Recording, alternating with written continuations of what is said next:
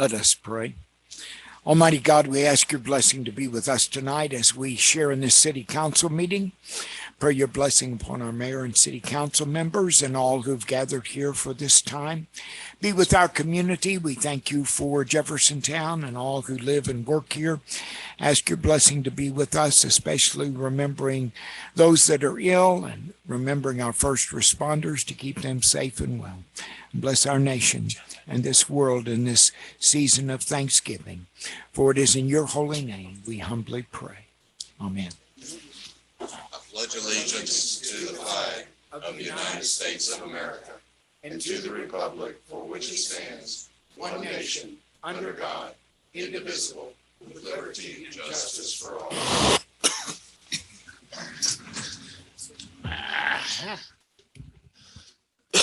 Neville, you want to get up and speak and present?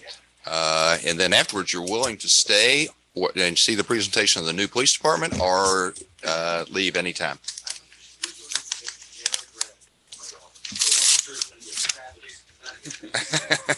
But you didn't bring the council or the mayor anything. Now, Neville. Exactly. Bad me. Good evening. My name is Neville Blakemore. I am a candidate for Jefferson County Clerk. And I'd like to begin, and I think I'm not alone in this, that I am a big fan of your mayor. He does good work. So, Thank you. I appreciate you giving me the opportunity here. So what I thought I'd do very briefly in my 3 minutes is give you a quick introduction of who I am and my vision for the office. So I'm Neville Blakemore. I'm from Louisville. 3 of my 4 grandparents are from here, born and raised. I did spend my 20s and my early 30s out of Kentucky, up in New England. It was pretty important to kind of be up in there in other parts of the country.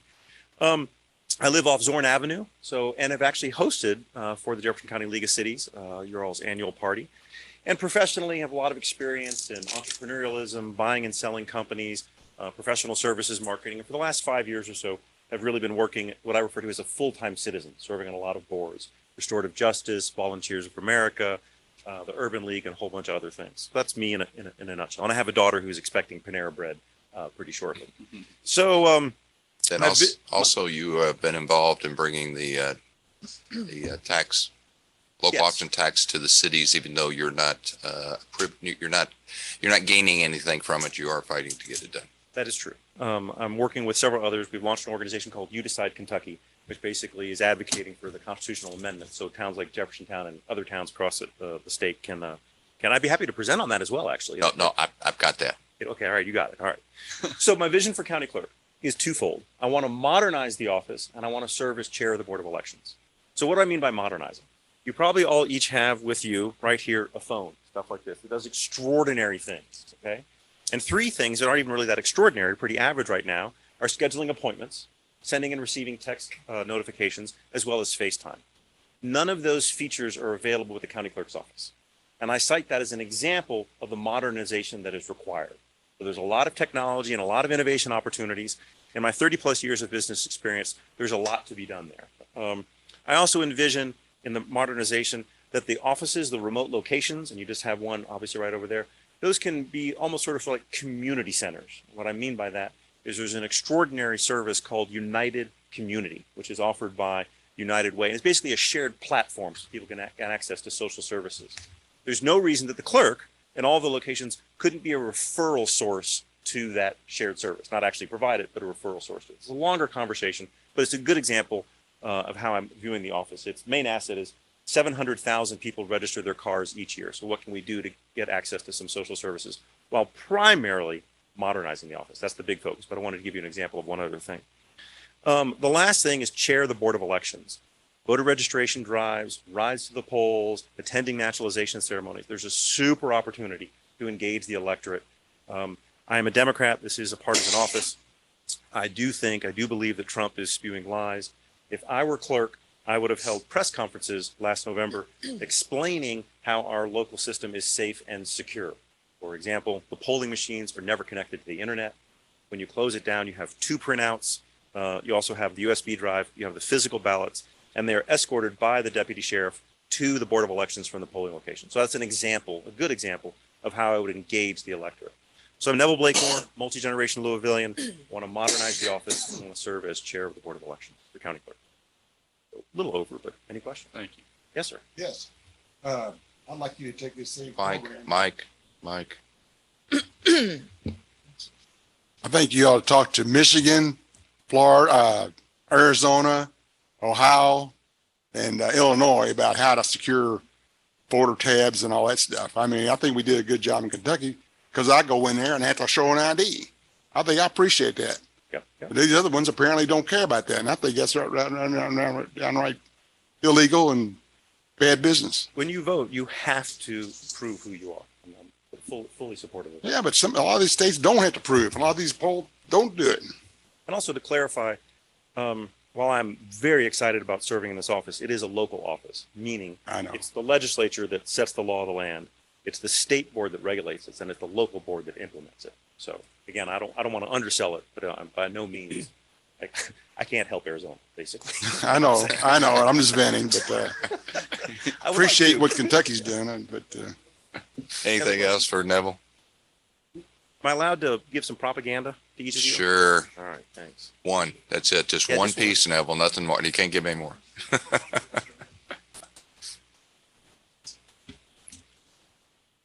thank you.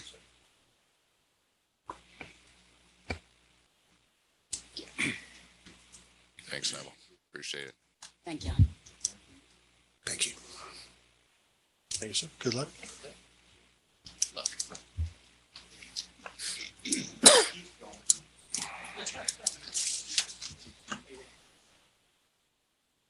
They don't live here. Bill, was there anybody else signed up? No. That's it. You're welcome to stay, see what a new police department looks like, or keep moving around and working the job. I appreciate it. Take care now. Good luck. Reading of the minutes, November 2nd, 2021. Mayor, I would move that the minutes be approved as distributed. Second. Second, any discussion? Hearing none, all in favor, please say aye. Aye. Opposed, like sign, motion carries unanimous. General fund warrant 1550. Make a motion for approval of general fund warrant 1550 as distributed. Second. We have a first and a second. Any discussion, deletions, or questions? 2 questions, Mayor. Yes. On page 2, the public department remediation on clean air, what does that mean? Page- Mediation was right on. It is. It is The It mold. is. It's the Mold is the mold. police department. old, okay, all right. Clean air is the person that cleans up our mold. It was the Yeah. bathroom clean air. In the, It's,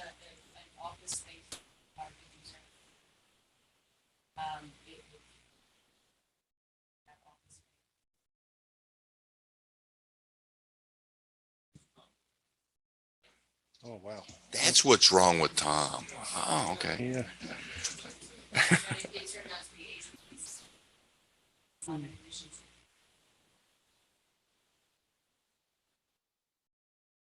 One more nail in the coffin for that building, yeah. Okay, on page 7, the splash park, there's $25,000 bill for that. Now, I know that it's 2 months ago, we had a large bill. It's at the very top of page 7. 25,000. Yes, sir. and they estimated the bill for this month. So we can't do anything about it. They didn't come out and take a reading. So we have to take what they estimated the bill to be. Yes, Probably won't have to pay any more water for the next year. yeah, Because that's the splash park is shut down. I mean, yeah. It is shut down. Well, it wasn't shut down part of the month. It went all the way to October. I think you can call though and insist on a reading. Well, they'll catch it up the next time they do a reading. We'll have to check it. There's no leaks. We weren't recycling the water over there because the pumps weren't working. right? I know we got that corrected. We and got then there that was a large bill corrected. after that. So, but This is not on this cycle. That would have been that cycle, 2 months back. No, this is an estimate. In other words, the estimate based. yeah, on the last estimate cycle. was for the like October, which October. would have been estimate for September and August. Right. So we get the bill in October. So you That just explains wait it. and see, That explains and we'll see what happens. I'm sure you're on top of it, sir. Thank you very much, Mayor. That's all. Is that all? Any other discussion? Hearing none, all in favor, please say aye. Aye. Opposed? Motion carries unanimous. Road maintenance warrant 937. I make a motion to approve road maintenance warrant 937 as distributed. Second. Any discussion? Hearing none, all in favor, please say aye. Aye. Opposed, like sign. Motion carries unanimous. Mayor. Items, Mayor, can I stop you for a minute? Carol, could you move your mic closer to you? There you go. Thank you. You're welcome. the Brandstetter Carroll is here tonight to present the schematic design for the new police department. We have been working for several months, and they will tell you it actually they did through the process go out to the public, whether it was at the farmer's market, whether it was at the chamber or the senior center. They got various opinions on what the architecture should look like, what it should be involved. And from that, they are here tonight to present to you the police department and move ahead with what we see would be next. So whoever on the front chair wants to start. All right. Got it.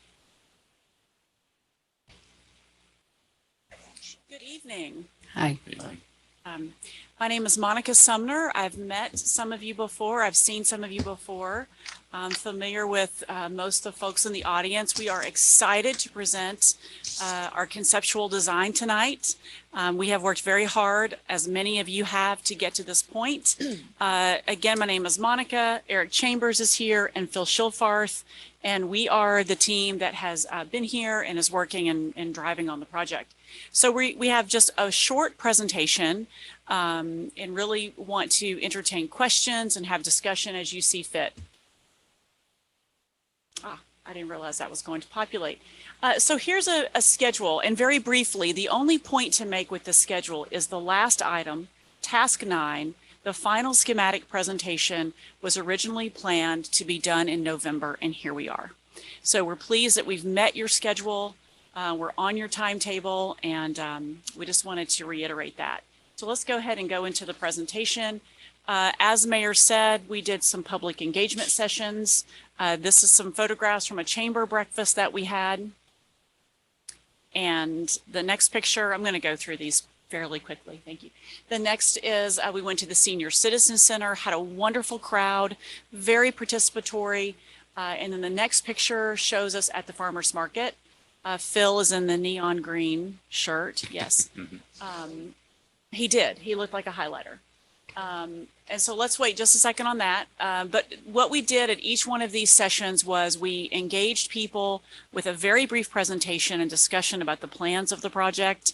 We had them vote with dollars on features that they would prefer to have in and around the site. And then we also talked about architectural style. Before we started designing, we wanted to ask folks sort of what their appetite for the level of design was. The feature preferences, these are we looked at the top 5 of all 3 groups, and the 3 that you're seeing were the common ones in each group's preferred options. So a memorial was desired, a community meeting space, and outdoor space for families to enjoy. So those are our top 3 preferences. And next, architectural style preferences. We had a big range, but amongst the 3 groups, these 4 were the consistent ones that got the top votes. It's very interesting to see how in the bottom right, we have sort of a historic referencing building. The lower left is a modern building, though with sort of regular materials, if you will. And the top 2 were much more modern and far out there. However, they got a lot of votes. So our task was to come up with a design that had all of these features, were pleasing to the eye, met your sort of look, tone, and feel in your community as we stand now, and just sort of try to meet as many needs as we possibly could. So next, we go into the plan. And Eric, would you like to say something about the efforts in developing the plan? Okay. Eric Chambers, Brandstetter Carroll, public safety architect. So we worked very diligently with the police and working on the development of their floor plan, the programmatic spaces that they need, and operationally how they would function. So I'm not going to go into every nuance of the plan, but essentially, unfortunately, the laser doesn't work. But essentially what you can see on the upper portion, the upper plan, we have a very nice entry for the public to come into the building. The room to the right is the community room that Monica was just talking about, that the public really emphasized a need and a desire to have something like that. So the public has free an ability to come into the building, have access to the community room, which is also serving as a training opportunity for the police department. They have restrooms there, so if they hold a meeting, they have access to restrooms. However, there is a secure perimeter there that does not allow them to get into the police side of the building, so to speak. And so any of the main public functions like the records, report taking, those type of functions will happen in that public lobby. Officers will be able to come up there and meet with the public if they need to take a report or meet with a victim. And then if they need to, they can then bring them into the police side of the building as needed for that purpose. We do have the dispatch located in the building as well. And then we have administration staff and victim services located on that upper level, which is the main public floor, because those are some of the more public functions of the building. And then as you move to the lower level, you have more of the police kind of utility functions, which would be patrol, detectives, training rooms, evidence, and those type of functions. So those are kind of located on the lower level. I am so sorry. I can barely see these. We haven't see them until all. we can get it No. close. I'm so sorry. No, I can't see me. How about just telling us what the colors are or But whatever? it says that, but Yeah, I know, I can't see me I either. can't read that. It's just too small. We can, Bill, can you zoom? I don't know. can you zoom on? I don't know if you can or not. Oh, no, it just. Oh, yeah. That's better. Oh, now you got it. There you Okay, go. We got it. There you Okay, go. so what we've got is, again, the lobby area in yellow there to the upper That's okay. Up, portion. up. There you go. Take I know, your, I'm just learning how to move the bottom too. Bill, take your cursor and go up to the lobby for the people. Thank you. Okay. Thanks. Okay. You got it right there. So that's the lobby. To the right, to my right, is the training community room that would have Okay. the public would have access to. And as you can see, that kind of goldish color there at the lower level is the records, public counter, and dispatch area. The red area to the kind of the center upper portion of the plan, that is victim services. So they have an area there. And then they kind of, on the screen here, it kind of looks like an aqua green or blue. There on the upper left, that's the administration. So that's the chief and the command staff's area. And then we have some additional, break room and that kind of on the lower side there. You want to scroll down on the plan to the lower level. Okay. So kind of the pinkish color there to the upper right, that's your evidence area for evidence.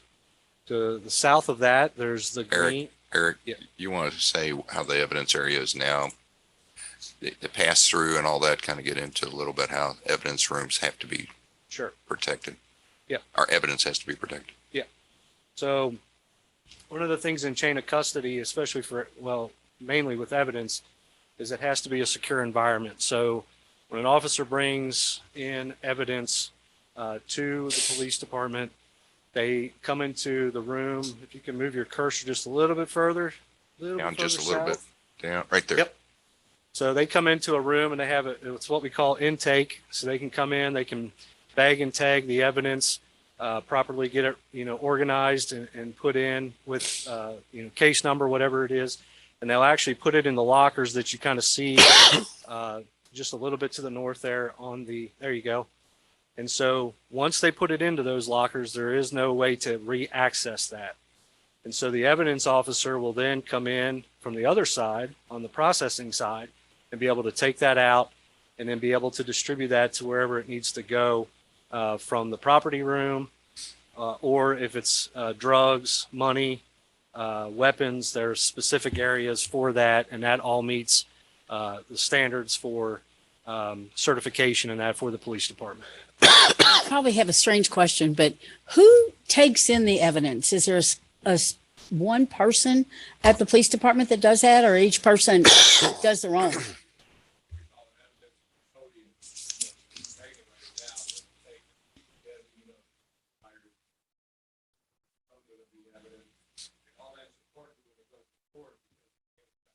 Oh, okay. Okay, I was wondering that. And Thank then you. also the drugs room, so that everybody doesn't smell the marijuana and get high on it. It has to be to where it's sealed, I guess. Right. And then you also have to have the wash sinks and everything in there, just in case what they're giving, they get on them. We have, yeah, like you're speaking of the emergency eye wash and shower. There's also drying cabinets for blood evidence, those type of things.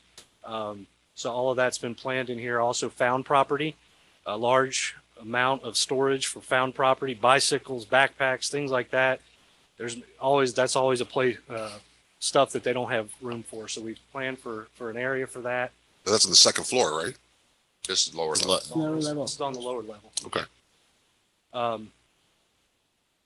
So that's all secure.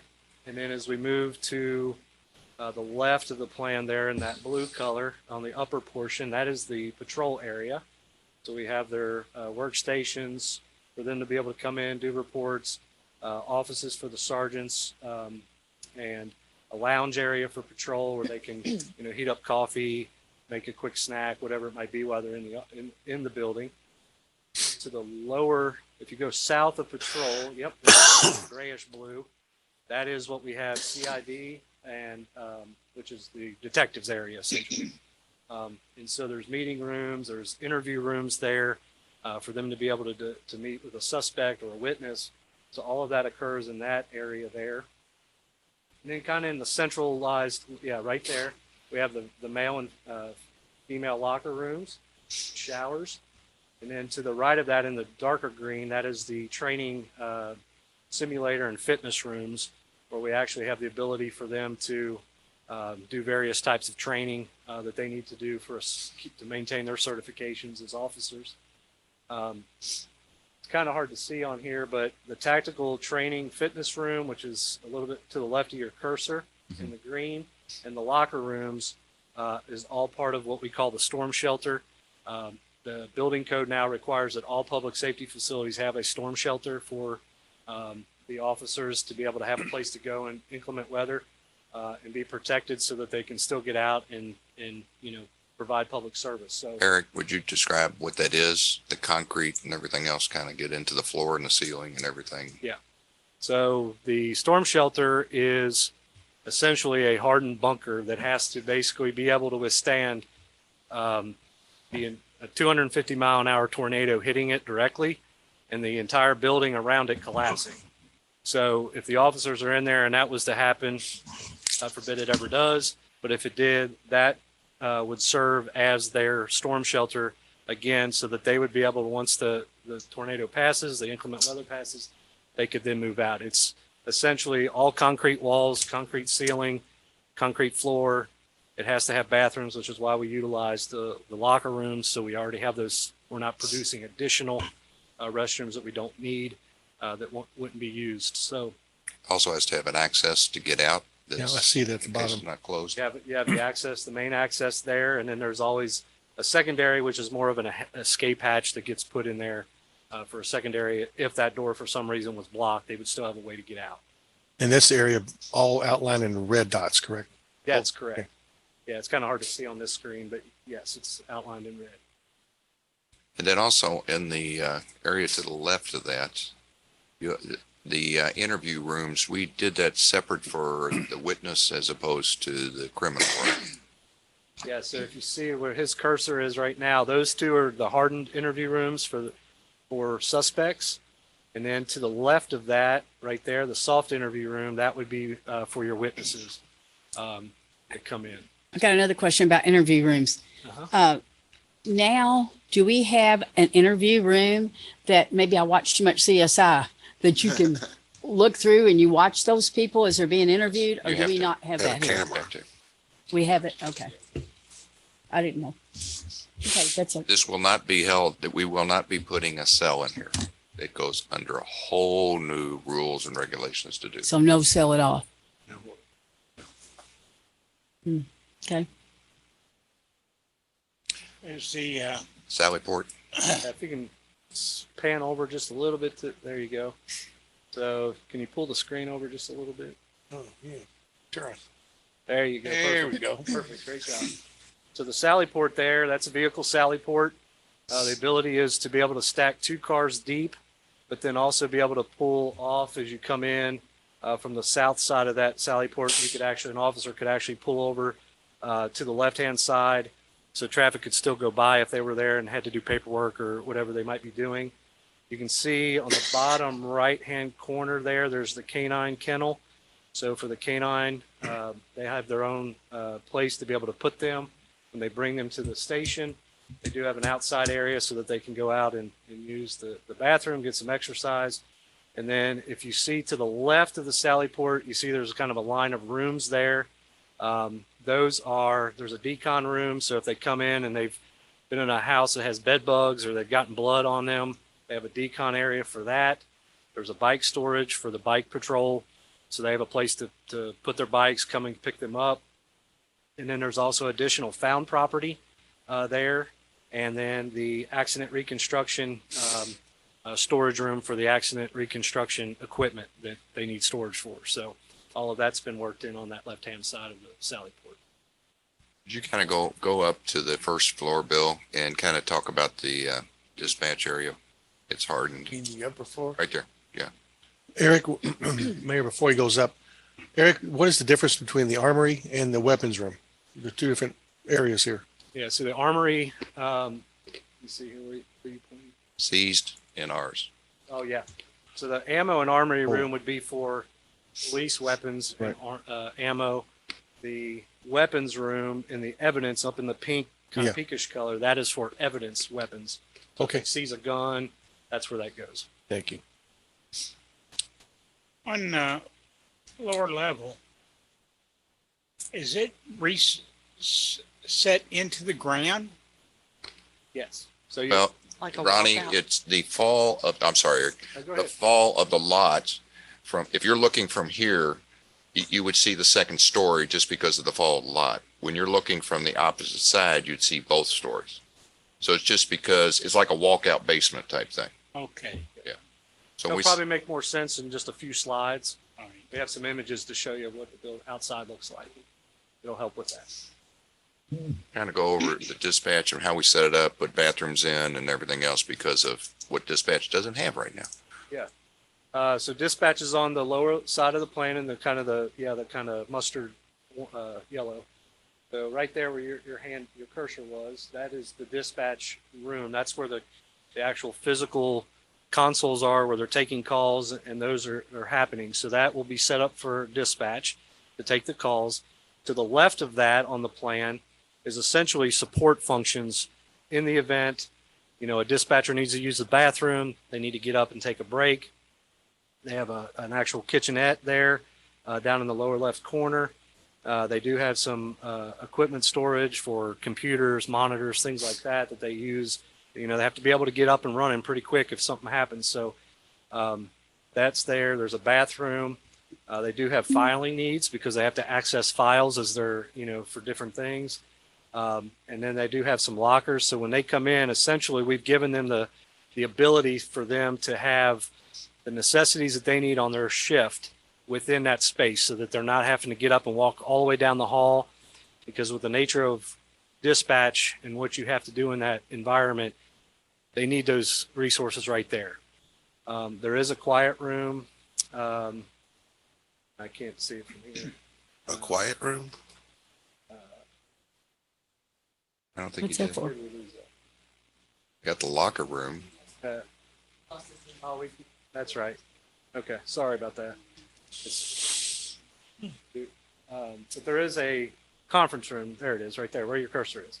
That conference emergency operations. So in the event there was an emergency in the city, you needed to go into operation mode. They have a conference room where they can come, where the command staff can come in, can monitor dispatch, deal with anything that might be going on as kind of a satellite area for those type of emergencies. So trying to build in all of those functions and ability right there for what you'll need. As you see coming into the doors in the very beginning, we have an entry vestibule, and that's set up to where it's a safe place. Both we can lock the door on the inside so they can't get in, but if somebody's trying to get away from somebody, they can lock themselves in there safely. until we get to them. It also, we wanted to make that, as you'll see in just a minute, a very welcoming area to come in. So both that and the training or the training room there has a lot of glass, which makes it a lot more inviting to come into the police department as opposed to cold area. Yeah, so your lobby will have, like I said, you have restrooms right there. There are 2 report rooms in the yellow up on the right there, and then one down closer to the public counter. So if somebody comes in, there's actually a window there that they can interact in that room in more of a private setting with somebody on the public counter side if they need to do fingerprints or what have you. And there is a public terminal right to the north of your cursor in the, right there. So that public counter windows, clerks that are working there can visually see that public terminal at all times. And then you can see the vestibule. Spaces in green are all part of that training community room. So you have storage for chairs, tables, a small vestibule, and then there is a small kitchenette in there. So again, if you're having a public meeting, wanted to have drinks and some donuts or coffee or what have you, there's a space to do that in that training room. Eric, would the computers be housed in the mechanical room? I'm sorry. The servers, I mean, would they be housed in the mechanical room? So there is a MDF IT room in the dispatch, right? I did see that. Okay. Yep. So Okay, 1303. typically your PSAP's going to have the biggest draw for all of that in the building. So most likely the majority of that would be housed there. Sometimes they separate out some of the police stuff for NCIC and stuff into a different room, but we'll work through that in details as we move forward.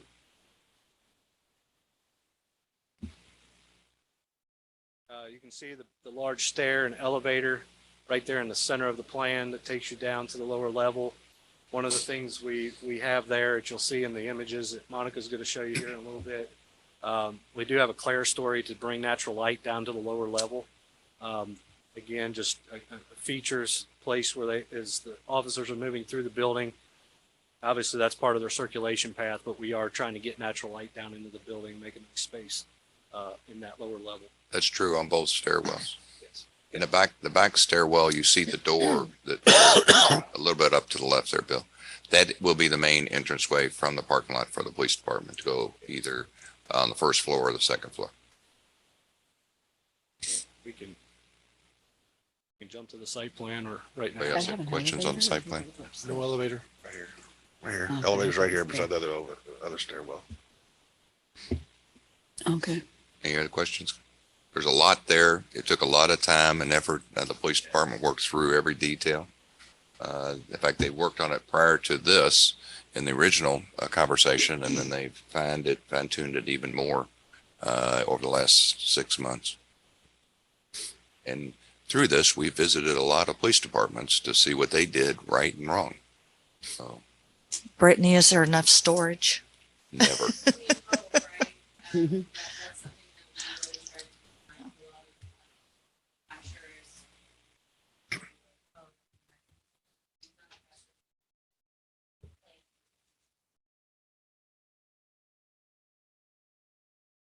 Now, the training room here, the reason why we're holding off doing anything on Grand Avenue, because what we were going to do in training there, we would use the training facilities here. So that facility over there may be used for something else. We've already got plans thought for that. Any other questions? There's a lot there, and there may be more as we go along to ask, because it's going to take a little while to figure out where to put the plugs and switches and everything else. So. Yeah. Jump to the site plan. So I wish I had the laser on here. So if you can see if you can move there, move your cursor up, keep going to right, a little bit north of that. Existing parking lot? Yeah, there you go. So that is currently the existing parking lot at the police department now. And that entry that's located there onto Taylorsville, we're reutilizing a portion of that existing entry now and reworking that, but we're going to maintain that existing parking lot, but that's going to become public parking lot. So the purpose is to, what we want to do is to, essentially what we don't have now at the current police department is separation of police and public. And so we want to make that determinate, or that separation in the design. And so what you see is the public will take that upper lot and along with that small section that you kind of see coming south with some handicap spots. Yep, a little bit south. There you go.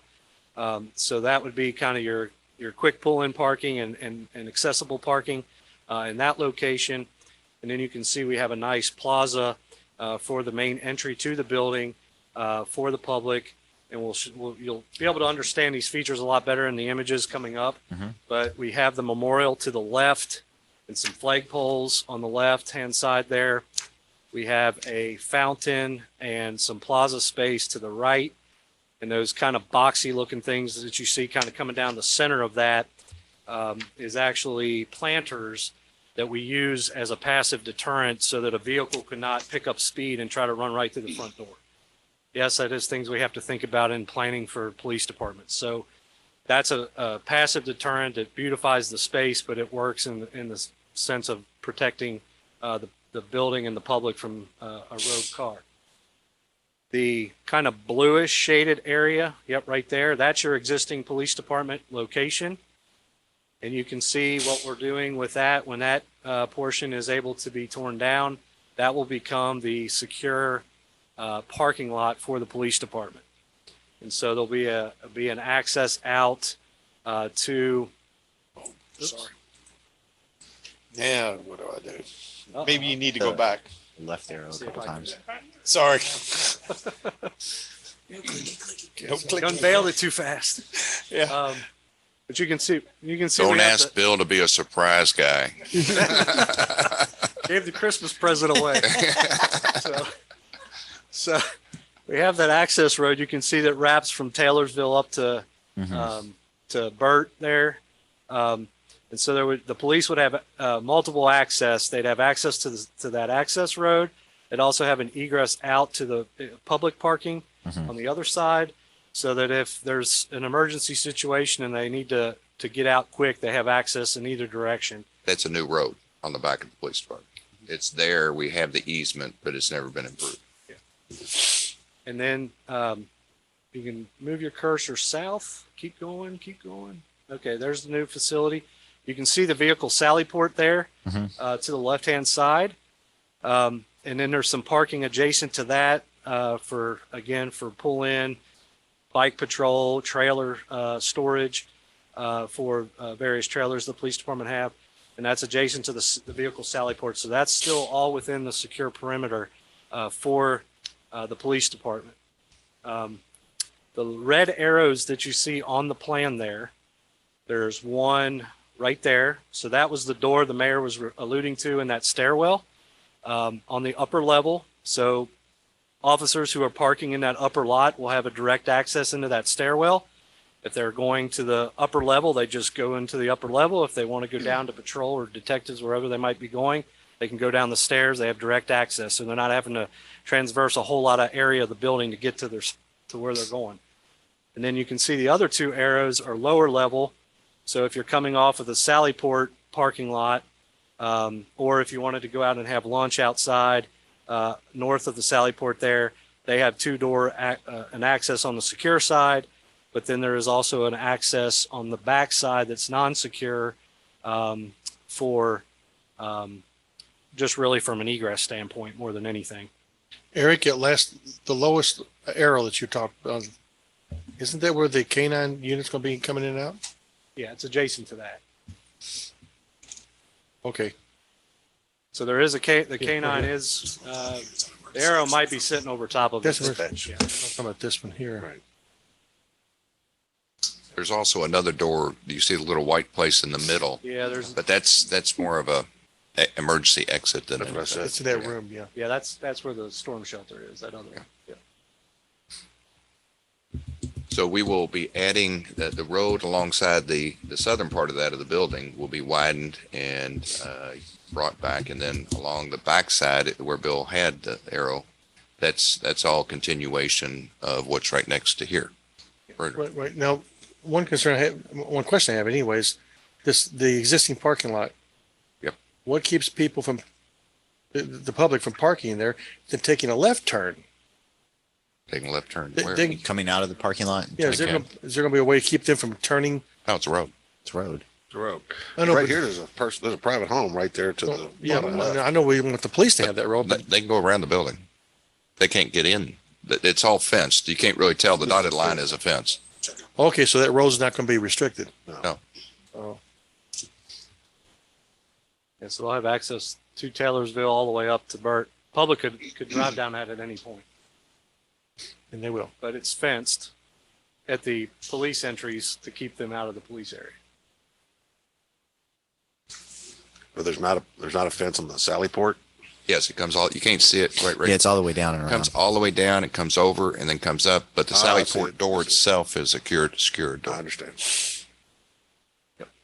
And then, And we wanted to design the Sally Port as a drive-through. Several of the places that had just an in got to be very cumbersome.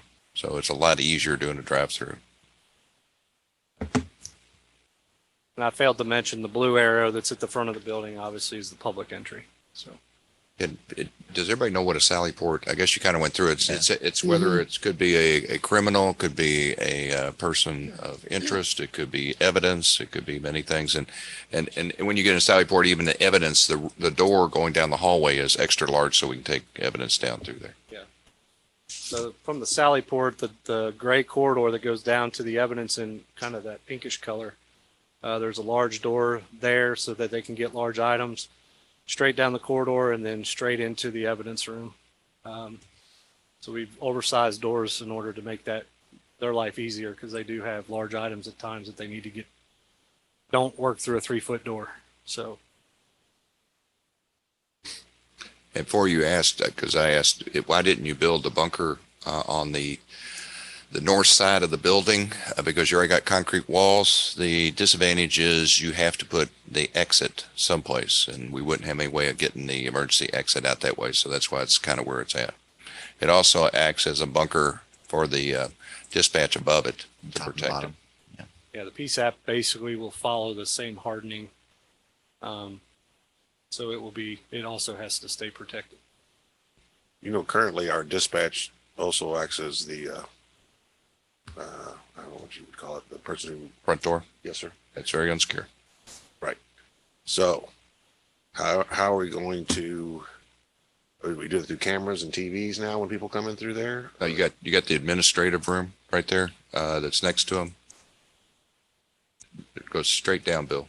Right in there is where the non-sworn administrative people are, who would be answering, similar to what you see right now on the right when you come into the police department, as opposed to seeing dispatch.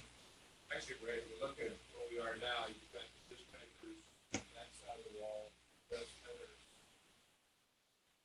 really disruptive for trying to dispatch. Come up that window is very active. Rather than have an area. So the other people will be handling the walk-ins, which is not that many, but Okay. Any other questions before you get to see open the prize that Bill I was gonna say, showed you? let's open it. Let's open this thing up. You got the picture in your flyer anyway. That's okay. It was quick. They couldn't see it. I'm going to turn it over to Monica to review what 30 minutes down. Well, you already handed them out. Somebody handed out the piece. Phil Yeah, did. yeah. Phil did. Wait. From Matt? We didn't say you could flip to Okay, the we got to back. talk. We got to talk. Oh, boy. Okay. All right. Well, the very exciting part is to show you what we've designed the building to look like with a lot of input from a lot of people in this community. So we can go ahead and show that. We don't really need a drum roll. Kind of been taken away. There we go. So let's talk about what you're seeing. Red brick. Similar fencing at the landscaping border to what you have now. Actually, it's identical. Sidewalk pattern matches your streetscape design. The building has a modern flair on this side, on the Taylorsville Road side. Lots of glass. That corner room is the community meeting training room. The message there is that this is a place of transparency. It is for the community, for the people. You are welcome. The building is open to you. So we do that by sort of opening up and breaking down the hard brick wall with some nice openings with a historic jack arch detail over it, but yet let that modern glass and the height of that room sort of stand on its own as this element for the people. The arch, as we downtown, we follow the Jefferson look with the arch, and this is a copy version similar to it that we came up with. It is. You see a signage piece and fountain there. The signage faces Taylorsville Road. I would say there's more design to be done on this, but at this moment, we have the water visible from Taylorsville Road, but there's more water, which you'll see in a minute, sort of the more interactive water piece, incorporating a memorial look, is on the human side of that plaza. So the busy road, if you will, has the signage, and the plaza side of the building is where you would get some water sound and sort of have that traffic noise softened by that water.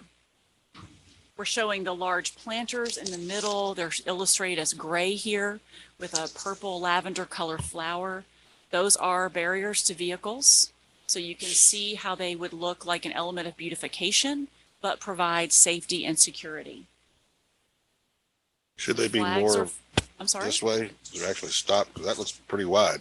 They'll adjust it accordingly. We haven't set that plaza totally. Originally, they started with trees, and I kind of didn't want to block the niceness, so they just quickly threw in the planters because they're solid and concrete. But yes, Ray, we would, to your point, we may offset them or something. Yeah, stagger them, angle them.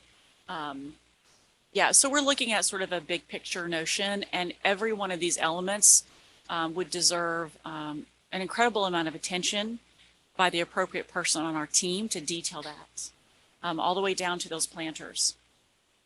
We're showing the entry piece. The entry vestibule is tall. The lights will be on. It will look open and welcoming and bright to the community. The wall that's illustrated here in kind of a whitish color, this is a little bit bright and washed out. We're imagining sort of a limestone color. That stone, we've talked about having that have a mural on it, like with tile, mosaics, something very permanent, not necessarily a painting. And we don't know what that is yet, but a place where a piece of community art could be installed that somehow gestures toward the role of the police officer in the community. So that, again, is a very specific element that takes a lot of thought and design work, and that is on the list to do. That will be a very unique piece to this building. We're looking for that wall to be a continuation wall that's a welcoming. So whatever the mosaic is, will continue past the glass into the foyer and on in. So it doesn't dead end there. It continues when it comes into the police Continues department. all the way into the lobby. Yes. You can see a gentleman in a white suit looking at 3 pieces of black granite. That actual material, again, will have some selection process that we go through, but this is a memorial wall of some kind. Could feature fallen officers, could pay homage to the profession. However we decide to do that, the 3 pieces sort of speak back to the elements in your downtown, where you've got the archways and the commemorative plaques, and they have 3 pieces of brick, if you've ever noticed, with the windows in between them. So we've emulated that here in theory and in thought to be representative of what you already have existing. Nice trees, planters, and so on. And we're going to look at all sides of the building. So I'm going to go ahead and show those, and we'll capture your thoughts and questions momentarily. You see there in the distance to the right-hand side in front of that blue car, that is the command staff area of the building. So we're on Taylorsville Road looking across the front. This is looking straight ahead from the guest or visitors parking lot into the entry space of the building. We wanted to show you this so you get a sense for what it feels like to be walking up to the building. Now, the camera angle on this is a little bit high, but we wanted to feature the pavement design and the look of the building, and so we elevated our camera view just a bit so you can understand the interactive quality of this space. This is where you could have public events, either the city or the police department. Lots of things could be done here, just as a large, flat, decoratively paved space with the water element, the plants, the trees, very nice civic space. We look for the glass building, the community room, to be used by the community. The sense of the police department is to make it someplace where the community wants to come, so they could use that for, as they use the meeting room over here, but it'd be a lot nicer room. Absolutely, yes. This is on down Taylorsville Road, and you can see here how the building is 2 stories from the back as we come down the site, come down the hill. If we revert back to the previous image, there you can see we're on the high side of the site. And then as we go down to the back, this is that roadway that would be connected, Eastview Avenue. We're showing a police car. Police car is driving on the wrong side of the road. Is that a Nicholasville police car? Yeah. Out of town. Right, he's out of town. He's out of jurisdiction. That's why they don't know how to drive. But we took a lot of care to make sure that this part of the building was also attractive. This is the hardened area of the building. This is that training area, evidence storage, forgot my word. Emergency room.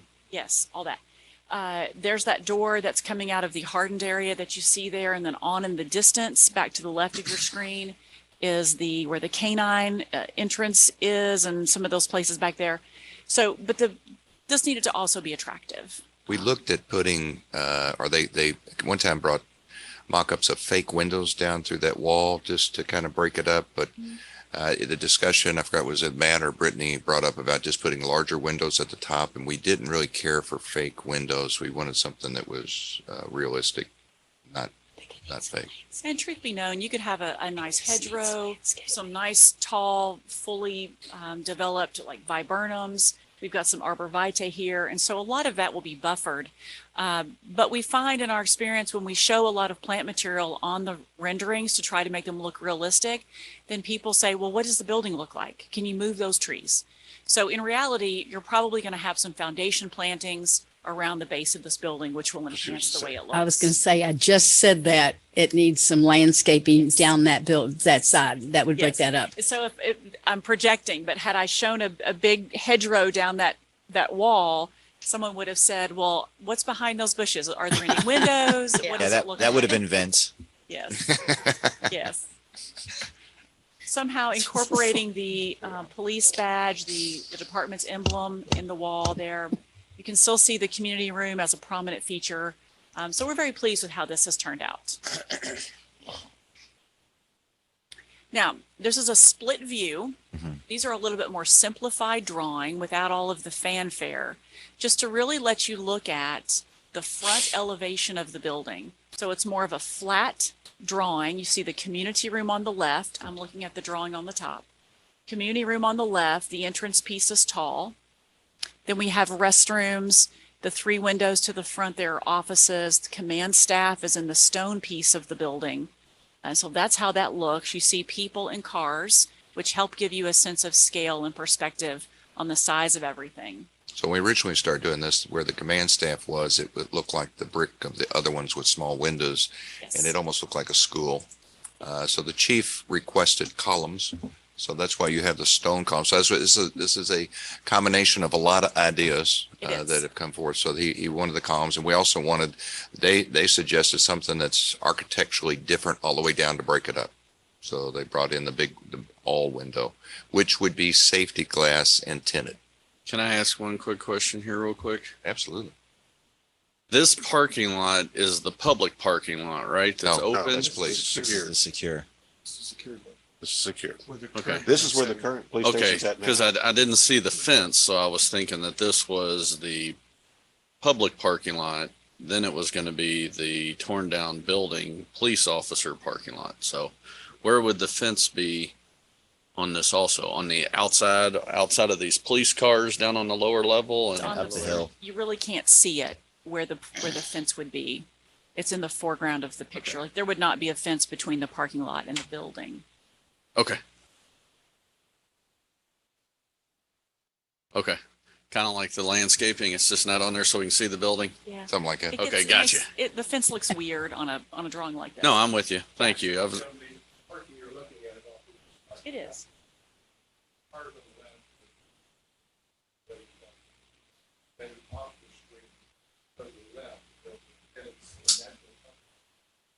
Begin. Now, Okay. there should be a fence shown in between the lower parking lot where you see the two police cars at the Sallyport and that roadway. Okay. Like, there would be a fence there. Okay. But All right. Thank you. sure, no problem. I'm just making sure I'm looking at the right parking lot. No, it is confused. We've rotated the building here from the site plan, but the Sallyport you see there is one level. But it has to be tall enough for vans and larger vehicles to get into, so it's higher than 1 story of the building, but there's no need for it to be 2 stories tall. And you can see how the retaining wall there from the front of the building allows for exit from the Sallyport. So this is here just to depict that grade change for you to try to understand how the building is sort of nestled into the earth. Couple questions. I assume that's going to be a garage door, not a double door, so they can drive through it. Yes. Why wouldn't you put the second story on that Sallyport? You've only got one roof, and you could add some square footage for storage. That's where we've worked to put the air conditioners and everything there. Gotcha. And we're not showing that because they're not pretty. Pretty. Okay. At one time, we had them going down the back side. Yeah. And we thought either for security and also for looks to put them there. And then we also looked at possibly making that a deck for access, but since it would have to be a half a door, Yes. it makes more sense. And that hits right at the hall that we could put a half door for access and put air conditioners on there. It does make it nice for maintenance access. Better than having to use a ladder all the time. It's tough to put that air conditioner on your back and carry it up the ladder.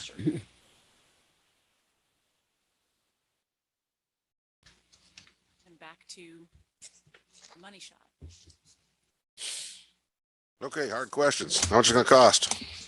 We can go to that one next. You can. Are there any questions before we go into that about? Well, I've got like maybe a soft question. You got a hard question. I'm hard. You go soft. Okay. With the public input meetings, who was organizing those? I knew that I guess the chamber had a meeting and the senior citizen center. I was just wondering when the public would be invited. Well, we had farmers market. Oh, at the farm. Was that We had announced? or- seniors. We had seniors invited everybody. I mean, everybody was invited. It wouldn't matter. The attendance was very impressive. We do these in a lot of places, and I don't know exactly how or who advertised them, but we got amazing attendance here. We were very pleased with the outpouring of people that came, especially to the farmers market. And that was good because we captured a lot of demographics, and we did talk to people. You know, you get a lot of people from outside of your community at the farmers market. Right. And so we did ask if you lived here or not, Yeah. when we were garnering the information. Yeah, I'm not saying that it's bad. I think it Right. looks good. It would have been nice to have, public meetings. That's all. We felt like that was public meetings. Advertised public meetings. It was. It was? Yeah. No, I Like we did Facebook. We did put it. We put it out in several places that people came. okay. The chamber is a private group and the senior citizen is too. But But I guess at the farmer's market that could count. I guess Margaret, it's misunderstanding. We had the chamber, but everybody was invited. But we had the chamber invited. They invited. They invited the chamber. public to it. And then we also invited the public to come to it. It wasn't closed. Okay. And the same thing with the seniors. It Just was, seems like news to me. It's new. That's all. It looks great. Like I said, I think it would have been maybe an easier sale. Else got it. That's what he's saying. I knew it because I was looking for it. But I think that's all he's saying. Well, I like it. Looks good. Good. That's what we're going for. Any other questions on the design and look and everything, until we go into the next phase? Yeah, I might be getting too detailed. What is the service memorial that we're doing? Is that going to be for Kentucky officers with Jeffersontown officers? I'm not We aware haven't, of anyone. it's an planning on open duty. item. It We hasn't have been not designed. decided that or had any discussions specifically about what it is. Fortunately, I don't think we've had any officers die in the line of duty. I know we had Johnny Gregg, who was injured pretty severely. He's still alive. We also had a J-Town resident who was Yeah. killed out in Arizona. Right. State police. Right, that's true. Well, there's any number of ways to handle that. They can be specific named memoriams. They can also just be reflective of the character of an officer, and it can just pay a tribute to the profession. So there's many ways to handle those. And we, of course, can bring many examples. So can the chief and his team. And at some point, that becomes a real detail item that we'll talk about.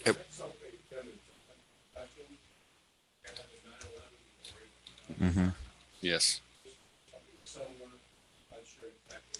Well, it's going to be very impactful and could be quite emotional for people. So I was just wanting to know we want to make sure it's got the impact that we're looking for, I guess is what I'm asking. It would be similar to the impact that we have at Freedom Wall. Now, we also have looked at, when we were doing the streetscape of both the fire department and the police department, and actually up here, but the police department would have a police officer holding the hand of a child in bronze, that we were going to put down lower, which will probably move up to the upper. Okay. But again, that's all fluid. Sure. That is a lot of design work to get into that. Yeah. Any other questions on design? May have missed something for safety, so a car doesn't drive through the. That will be, The planners. as Ray was saying, the planners are not in the right exact place for the door. So it's going to be plants that those are going to be staggers. used for that. Yeah, in some way or not. So, any other questions? Everybody like it? Mm-hmm. Thank you, Monica. Like it.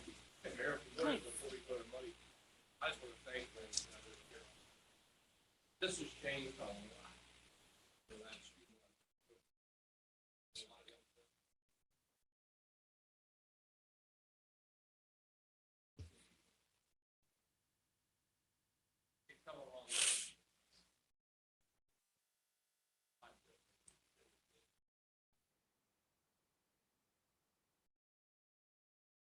Thank you all. Thanks, guys.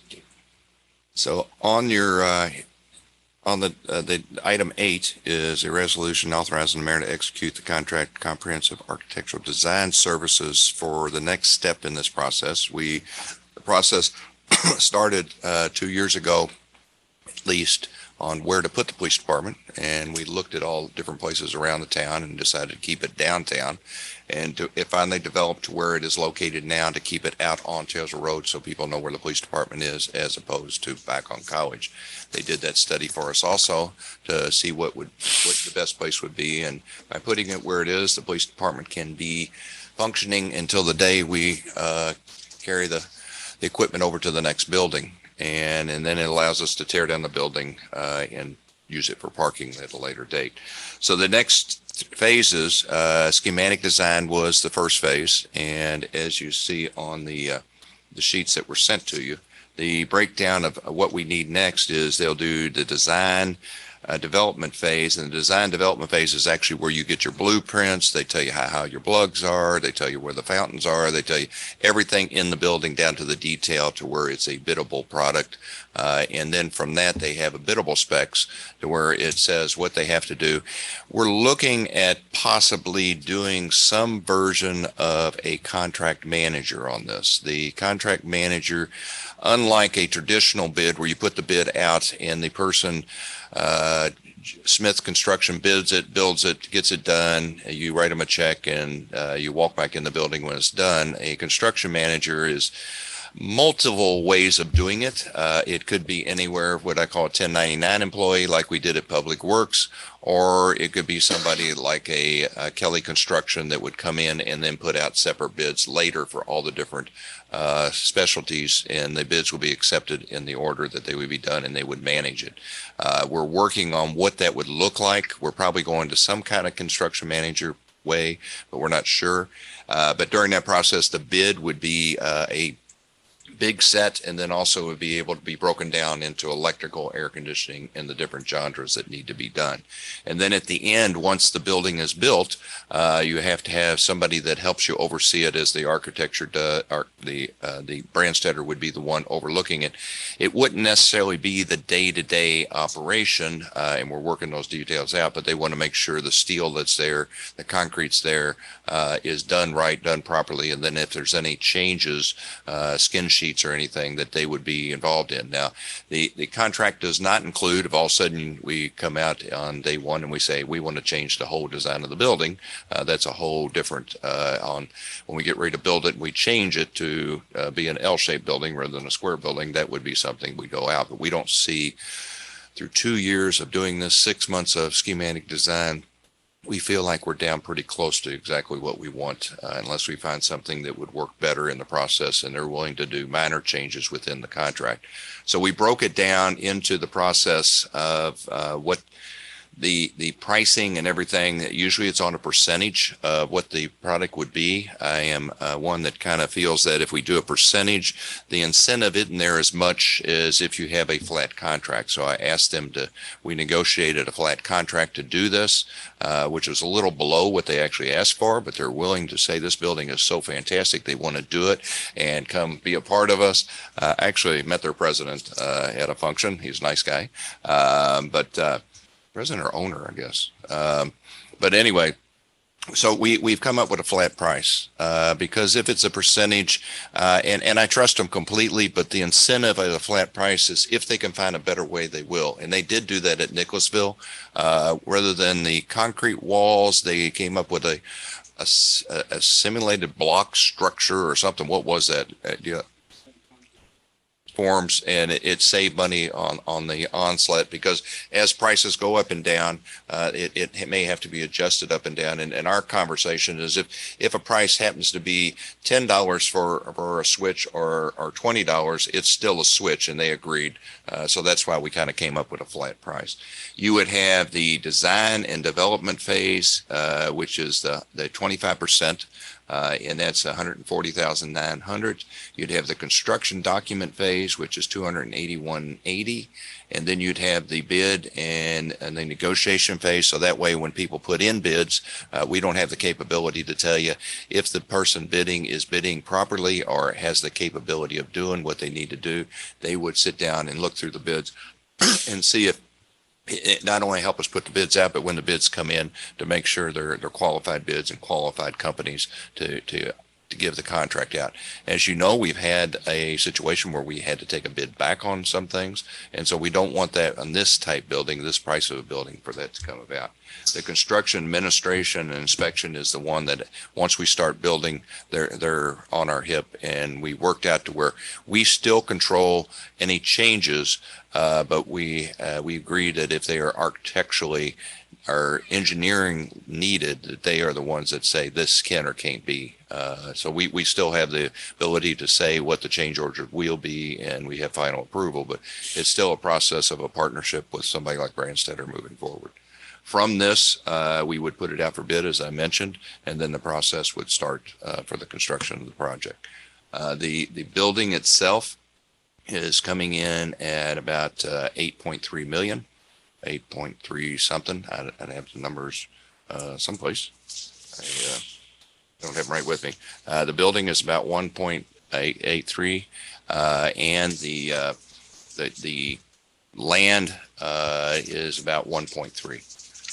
So thank you, handles out because I know that was probably going to be the next question.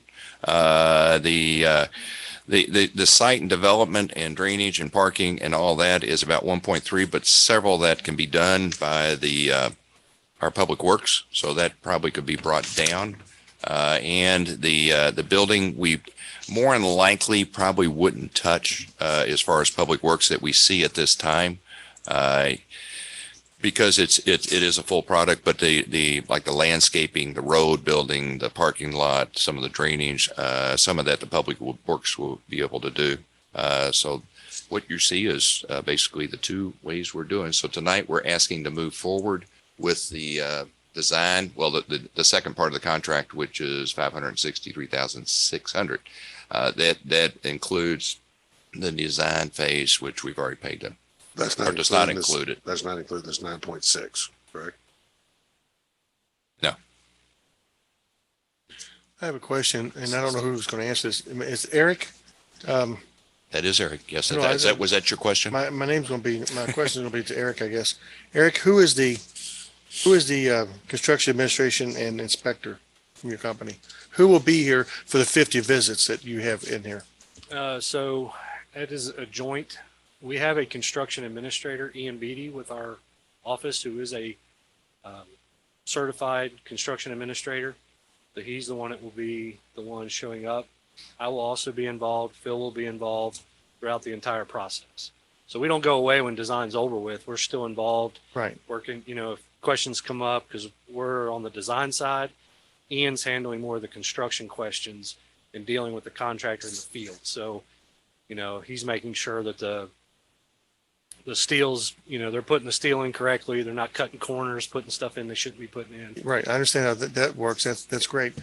How many weeks are we talking? Are we talking 52 weeks? Are we talking to build it? Build it. Yeah, you're probably looking at probably 13 to 14 months for a building of this size. Okay, that was my thing. So you guys don't need to be here, nor do we want you here every day because of the contract, but you'll be popping in about once every other week, maybe? Typically it's about 7 to 10 days. 7 to 10 days, okay. Or based on what may be going on the site. Right, yeah, there may be more. So you'll work in hand with the construction engineer that we're going to put in place. And your deal is to make sure that not only is it being constructed as per specifications, but the right materials are being used, and somebody hasn't slipped in something to save money. Right. Very, very important on our part. Yep. So if they want to substitute a material, that has to come formally to us. And then the mayor's office will approve If we're that. okay with it, then we bring it to the mayor or whoever's over the project. We bring it to them and say, we believe this is of equal value to what was specified. Do you want to accept it? Or we bring it to you and say, if we believe this is an okay product, but we think you should get a credit for it if you accept it, then that's your decision. We can't make those decisions for you. Now, if it doesn't meet the spec, we will reject it. And it will never come to you for approval. Perfect. So that's how that process works. Right, and then you'll work with the mayor's office regarding who's bidding the job. I'm talking about the general contractors who's bidding it, I guess, if we're going to do it that way. That's the second, the bidding and negotiating. Yeah, bidding and negotiation. Because we'll answer in my questions. profession, we're roofing and sheet metal contractors, but not all roofing and sheet metal contractors can do certain things. Right. Okay, I'm sure with this building, not all contractors can build what we're looking There'll for. be bonding requirements for the contractors. There'll be stipulations of what they have to be able to do. Okay, I saw the bonding, I read through all this, and what I saw was there's some things that were missing. At least I was concerned about. It says that, so there's not going to be any retainage on the contractors, or is it just going to be the bondings? This is strictly their contract. Yeah. This is not the contract on This the isn't for the contractors. contractors. Not the contract on the building. Contractors will be required to have retainage Okay. withheld throughout the process. Yeah. Okay. And they'll have to bond the job. So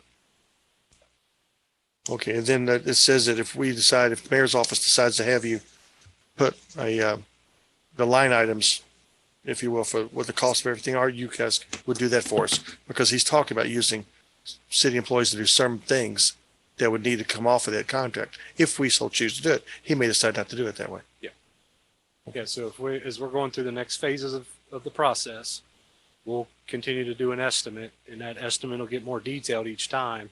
But if we decide to say, hey, Public Works is going to do the road, then we'll have a line item under owner cost that'll have the road covered by Public Works and what we think that cost would be.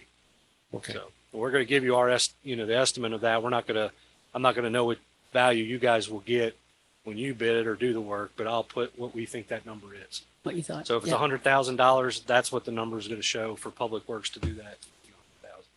So it'll all be, basically the numbers will add up at the bottom to the sum total, but we won't lose track of what items get, divvied out to who. So. And in fairness to them, if Public Works does some of the work, it's not, to lower their price was not in van. It would, why would we do that? It's not fair to them, Right. Well, originally before I realized that you had negotiated a flat fee. That's why I was asking about that, because without a flat fee, they would still get a percentage of work even that we were doing. This makes life a lot simpler and no discussion, no question. Yeah. I'm sorry to ask so many questions, Eric, but the reason is before this building's completed, if it's going to be 15 months as you think. Well, we still got to, that's after design. Right. Okay. Well, my point is of the 11 people sitting at this desk, 6 will be here or will be gone. Or 6 will be new, I should say. Only 5 will be returning by that time frame. And so the successors that we enter contact with will make sure that they're not surprised by anything. Yeah, we deal with that, and this is what we do, municipal work. So we're used to that turnover and change, and we work with whoever ends up on that dais up there. We work with and make sure they're abreast of what's going on and all of those things.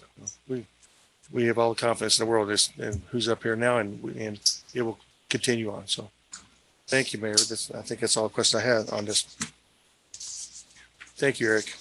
Mark, Ronnie, Vince, any questions, Pam? Carol? No, I'm Ray?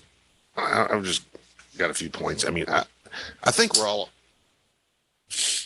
all want the same thing. We want our officers to have everything they need to be able to do their jobs as best as possible. And this building is absolutely beautiful. I realize I'm always the Grinch, the Scrooge. It's always, watching the nickels. And this is a lot of money. It's 9.65 here, a little over $500,000 for this part. How much did we spend to get to this point? Was it 50,000?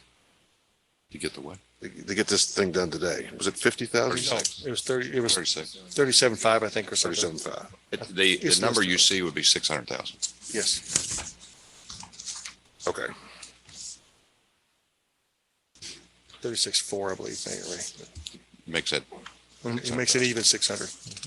And again, I realize the building we have definitely needs some improvement. That goes without saying. I'm just concerned with the state of our world and country and state, and even all the way down to the city. Is it really responsible to spend, $11-12 million on this before it's all said and done? That's a lot of money. We're A lot of money. we're debt free. We've got a savings, and what was presented to us a couple months ago, was between the two projects was going to not only take every bit of savings we have, but put us back into debt again. And that concerns me. It's not that I don't think our police department needs this, but we're not the federal government. We can't just turn on the printing press and start printing more money. I guess you could raise taxes, but I don't think anybody up here wants to do that. I think everybody's under enough taxing strain as it is. Councilman, I'm sorry to interrupt, but can we have a point of order? I mean, we're actually here to discuss this contract. I'm discussing this. No, yes, I am. No, you're delving into something that we've discussed before, and we had a unanimous decision to move forward. No, I wasn't even at that meeting, Brian. We had a unanimous decision to move forward. But I wasn't Those at that who meeting, were so I'm impressed. going to speak now. Thank you. You had your chance to No, speak I then, didn't. and you had your chance to speak at the budget. All right. Go ahead, finish. Thank you. I don't appreciate that at all. I lost my train of thought because of your rudeness. It's a point of order, sir. All right. Let's go forward.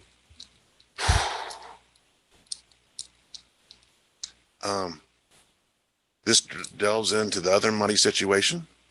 I don't know if anybody saw, Metro is giving all their officers $5,000 plus their public works, their firemen, their EMS. We should be doing something like that too. And that's some of this money that we're spending on this should go to that. And I mean, we just don't have an endless supply of money, and we don't know what the future holds. You know, I guess I see different things, and you know, I don't really care that the president says it's a 6% inflation. That's incorrect. It's more like 30%. And we need to be very careful about spending this kind of money. How are we gonna pay for it? Cash. I'm finished, Mayor. Yes. Thank you. Cash. For this, Yes. for that. Yes. But I'm talking about for the whole project. We talked about that. About a This bond. and the amphitheater. Right, right. Cash. Now, there's a phase of the amphitheater we probably hold off on in case things elevate, that would be decided later. The boardwalk and some of the other stuff, that's several $1 million. So it brings it back down to the level of cash that we would have. And if the inflation rate is right, then you'd have more money later to pay for more projects. Yeah, So- and that's true, Mayor. And I hope that works out like that. I'm concerned with people not going back to the office. And you know how slow state government works.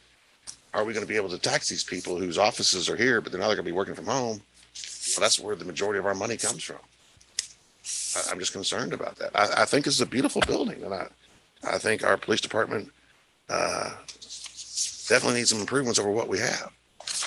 I also think, in addition to this, I just mentioned $5,000 for all the public works people and the police department. You know, they didn't get any time to work from home during COVID. They were out here on the streets every day. So let's stay on order of this, not on pay raises and contracts. Well, it all goes to the same thing. It's about how the money's going to come from. And if we commit money here, we don't have money to commit there. That's what I was getting at. Thank you. Carol, do you have anything? No, I was just asking you about floating a bond. That's all I wanted to know. Brian? No, sir. I'm ready to move forward. Tim? By the way, seeing Tim with Let me the, turn on my microphone. I'm good. Thank you. Seeing Tim with the rough frontage, that's not. I wish I could say it was November, no shave November, but Well, I just don't like shaving. Tim, that isn't the point. What I was going to tell you is a sidebar here. Our police officers are donating $1 million, a minimum of $20 to not shave in November, so that they have the ability, and the donation goes to JAM. Yes. So if you see our police officers not shave, they are donating the $20, or if somebody wants to donate and throw it in the pot, they can also. But we've allowed them to do no shave November for $20. There was a request for no shave 2022, and I said nope, not going to happen. I'm going to donate on behalf of Councilman Hall. I'm going to shave tonight. Okay. So with sorry about the sidebar. With that being said, I'll entertain a motion to approve line item number 8, first reading resolution 676, series 2021. Carol? It's this one. It's that one. Sorry. If you want to do it. There it is up here now. It's up there now, Carol. Oh, okay. Just say so moved. I'd like to have a first reading resolution number 676, series 2021 by title only. Second. Second by Mark. Okay, thank you. Any further discussion? No, I'll wait till the vote. All in favor, please say aye. Aye. Opposed? Aye. We have one opposition. I don't think we need to take roll call. Just mark it as Councilman Perkins. Go ahead. Before I do first reading of this resolution, Mayor, I'd like the privilege to just thank Branstetter for the excellence of their documents. It was very obvious in my review of them that they are very experienced in dealing with municipalities. So I wanted to thank you on a professional level.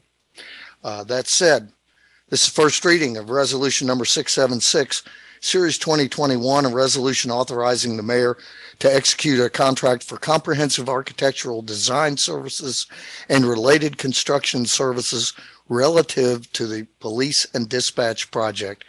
That concludes first reading. You may entertain a motion to approve. So moved. Second. Hey, all in favor, please say aye. Aye. Opposed? Aye. Again, Mark Ray Perkins, or Councilman Perkins as the no vote. Thank you. First reading of ordinance 1423 series 2021, the ordinance relating to the appropriations of the unappropriated funds of the budget. Bill and I worked on this. As you see, most of the funds that are in that process, let's get past this contract, sorry guys, have been appropriated similarly as we've done in the past, and a lot of them are put into savings for future use. To go down through them. Oops. Yeah. Can you rotate? Turn around.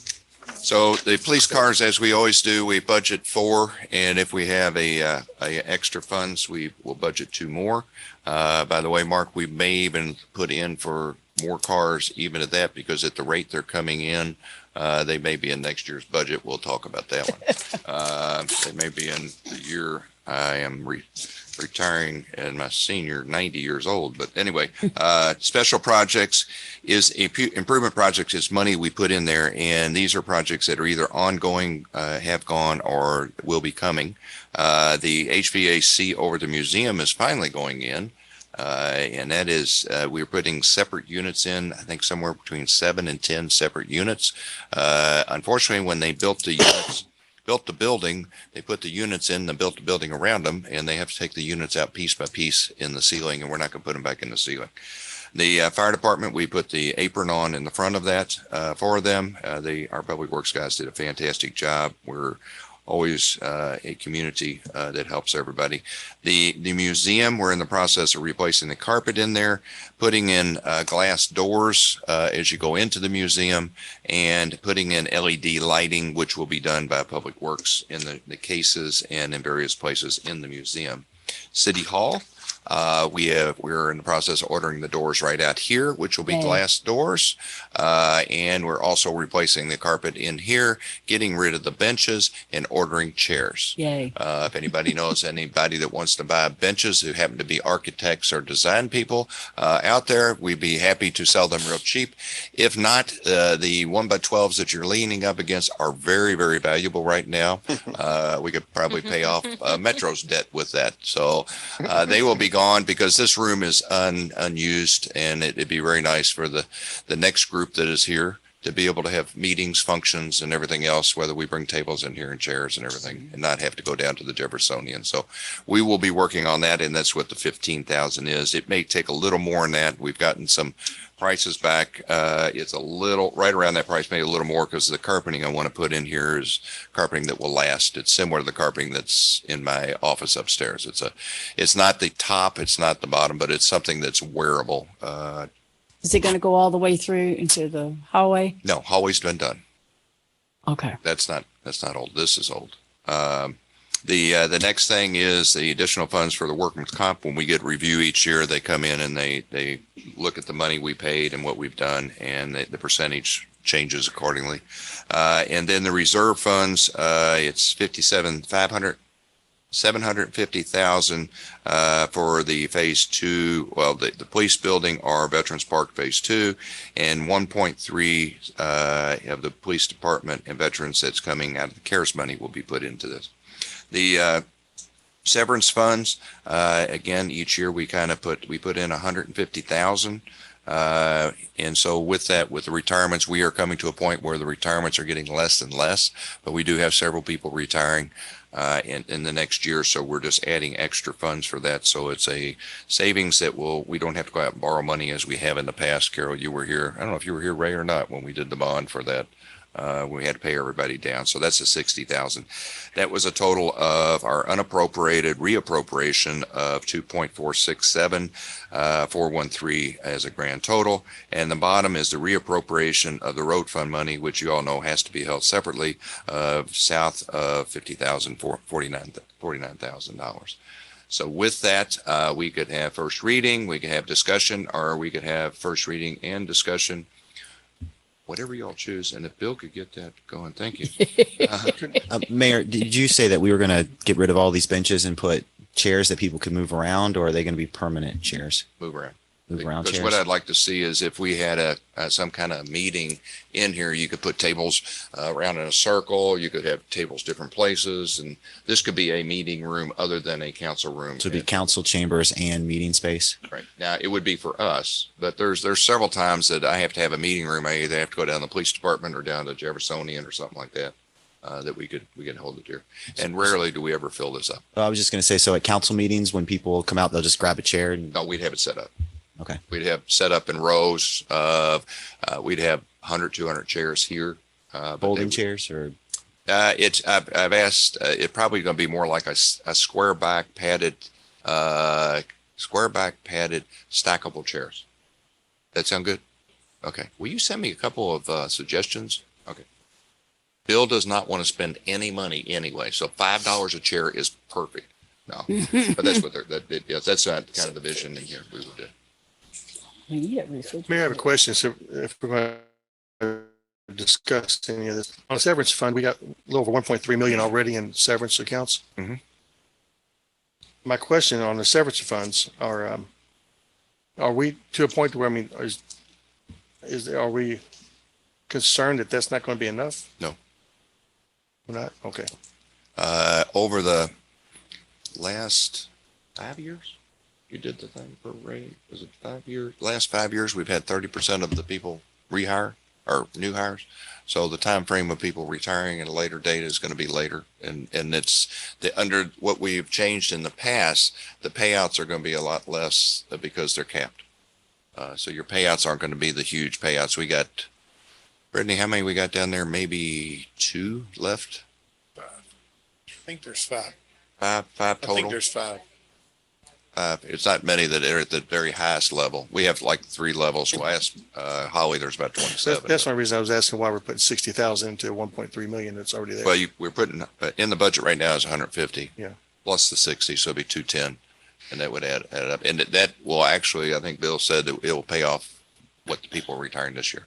Well, what we're trying to do, Brian, is put the money in that we think increases each year for the employees.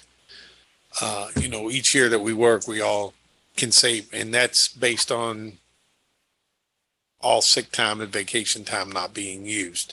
So we try to kind of estimate it, and we figure that between 150 and 200, as long as we put that in each year, we'll be okay. We'll be able to keep up with what we'll have to pay out in future years. Now, that could all change. But our goal is to try to keep that amount of money in there in case we had a major people decide to retire. Then we'd have enough to pay them off, and then we'd start building that fund And back how are we up doing again. with our retirement fund?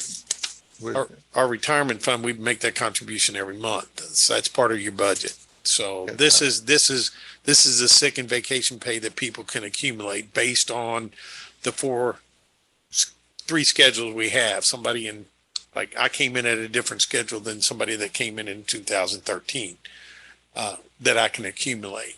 So as we get further down the line and people hire in, they get lower amounts of accumulation. Like I get $800 for sick. The new people only get $400. So that number is going to go down as we go into the future. So what we're trying to do is keep the money in there just in case we have a major retirement, because there is a lot of people that could retire at this point, and we'd be able to pay them out and have the cash and then start building that back up again. Okay, last question I have on the severance fund then would help me understand why we have 4 severance fund accounts instead of just 1. Is there a reason? Well, the reason we have when we came in, the mayor and I wanted to move the money to certain banks, make sure that everybody in J-Town got a little bit of city of Jefferson Town's money. That also helps us with the pledge, the FDIC, money that you can't have over 250,000 unless it's pledged. I am starting to consolidate those accounts. I will probably put money all of it into River City.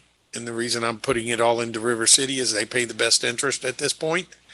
So I'll move it out of Fork and put it into River City. I haven't talked to the mayor about this, so it's probably news to him, but we do make more interest at River City, and that will become our main severance account. Okay, I was assuming that maybe it had to do with Bill, rolling over of. We've done that for years. CDs. It keeps moving according to what the CDs don't pay much, so that's why we got a lot of money in the KLCIS. Yeah, that's, Yes, I saw that too. and that pays more. Yeah, so I try to do my due diligence to move the money, but at the same time, we do have a lot of accounts. If you look at that, we probably have 15, 16 accounts, not counting the 5 or 6 that the police department has for their seized money and stuff. So we have 21 bank accounts, and when I started, I think we had about 30. So we are consolidating down slowly, but I want to try to keep the money separated as much as possible so that if something does happen at one of the banks, we don't get hurt as bad, and we have the pledge. And as you see, the seized funds are over $2 million, $2.5. I did see that. That's not ours yet, though. Nope. Thanks yet. It's not general fund money. Thank you. Can we Thank you, use Bill that Fox. for the Okay, thank you, police Mayor. Just for part of it. Some of it inside, yes. Any other questions? No, sir. Hearing none, I'll entertain a motion for ordinance 1423 series 2021. So moved. Second. Any further discussion? Hearing none, all in favor, say aye. Aye. Opposed, like sign. First reading of ordinance number 1423, series 2021, an ordinance relating to the appropriation of 2020-2021 unappropriated funds for non-budget expenditures. That concludes first reading. Thank you. Next item on is budget reports, or committee reports, sorry. Pam, Parks and Rec, there's no report. Carol. Just a couple things. We all need to say a prayer for one of our police officers who's very, very, very ill. And it's Mondo Garza. And if you got your email from the chief, his wife has asked that we send a card to him. If you could do that, I think that they would really appreciate that. We also have another. Just passed away too. Huh? His mom passed away that was across Yes. the hall from His mom and him, one was in one room and one was across the hall, and his mom passed away this past week. And her funeral was Friday, I believe. Am I right on that, Chief? Mother-in-law. That's right. And then we have what, Mansfield? Vince Mansfield. He's a former J. Former. Right, Garza was with us though. right. No, Garza wasn't with us anymore. We got rid of the SROs were gone. You're right. Yeah. Well, I was thinking Garza was doing something. No, he was with us when we had SROs, and then when the SROs went, he went ahead and retired. He was doing pictures for everybody, but photography. But, I was going to say, I saw him around. Anyway, that's bad news, and let's say a little prayer for him. Other than that, that's all I have. Thank you. Ray. I can't say enough good things about Mondo. He's a friend, and I sure hope he pulls through. Getting back, I guess this is my time now, so I'd like to make a motion that we give all our public works and police officers a $5,000 bonus for working through COVID with no time off. And to give you a little background, that's what Metro's doing, and Middletown is actually giving $28,000 per officer, $14,000 a year for the next 2 years. And they had no money that we were actually giving them our old police cars a couple of years ago. Now, have you read what Metro's doing? Not exactly, no, sir.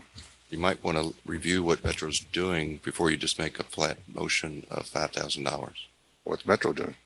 I can bring it in, but it's over several years, according if you've been vaccinated, and they're given different to the police as they are to Public Works. And I mean, so there's a whole lot to it than just, hey, I want to make a motion to get elected. I'm not making a motion to get elected. I'm making a motion because it's what the right thing to do. The Metro does have a vaccine mandate in theirs. So what I could do is bring you all the what their rules are and what other people are doing and look at it from that standpoint. I don't want to put any stipulations on it. I think all our officers deserve $5,000, especially our public works too, are severely underpaid. So that's my motion. If I can't get a second, that's fine, but that's my motion. Ray, I don't think we could do that without giving everybody. It's not The fair. rest of them got to go home during COVID. They didn't. I didn't. A lot of people did. I didn't. Nobody in City Nobody City Hall didn't go home. Yeah. I would. Well, everybody wants money, but so.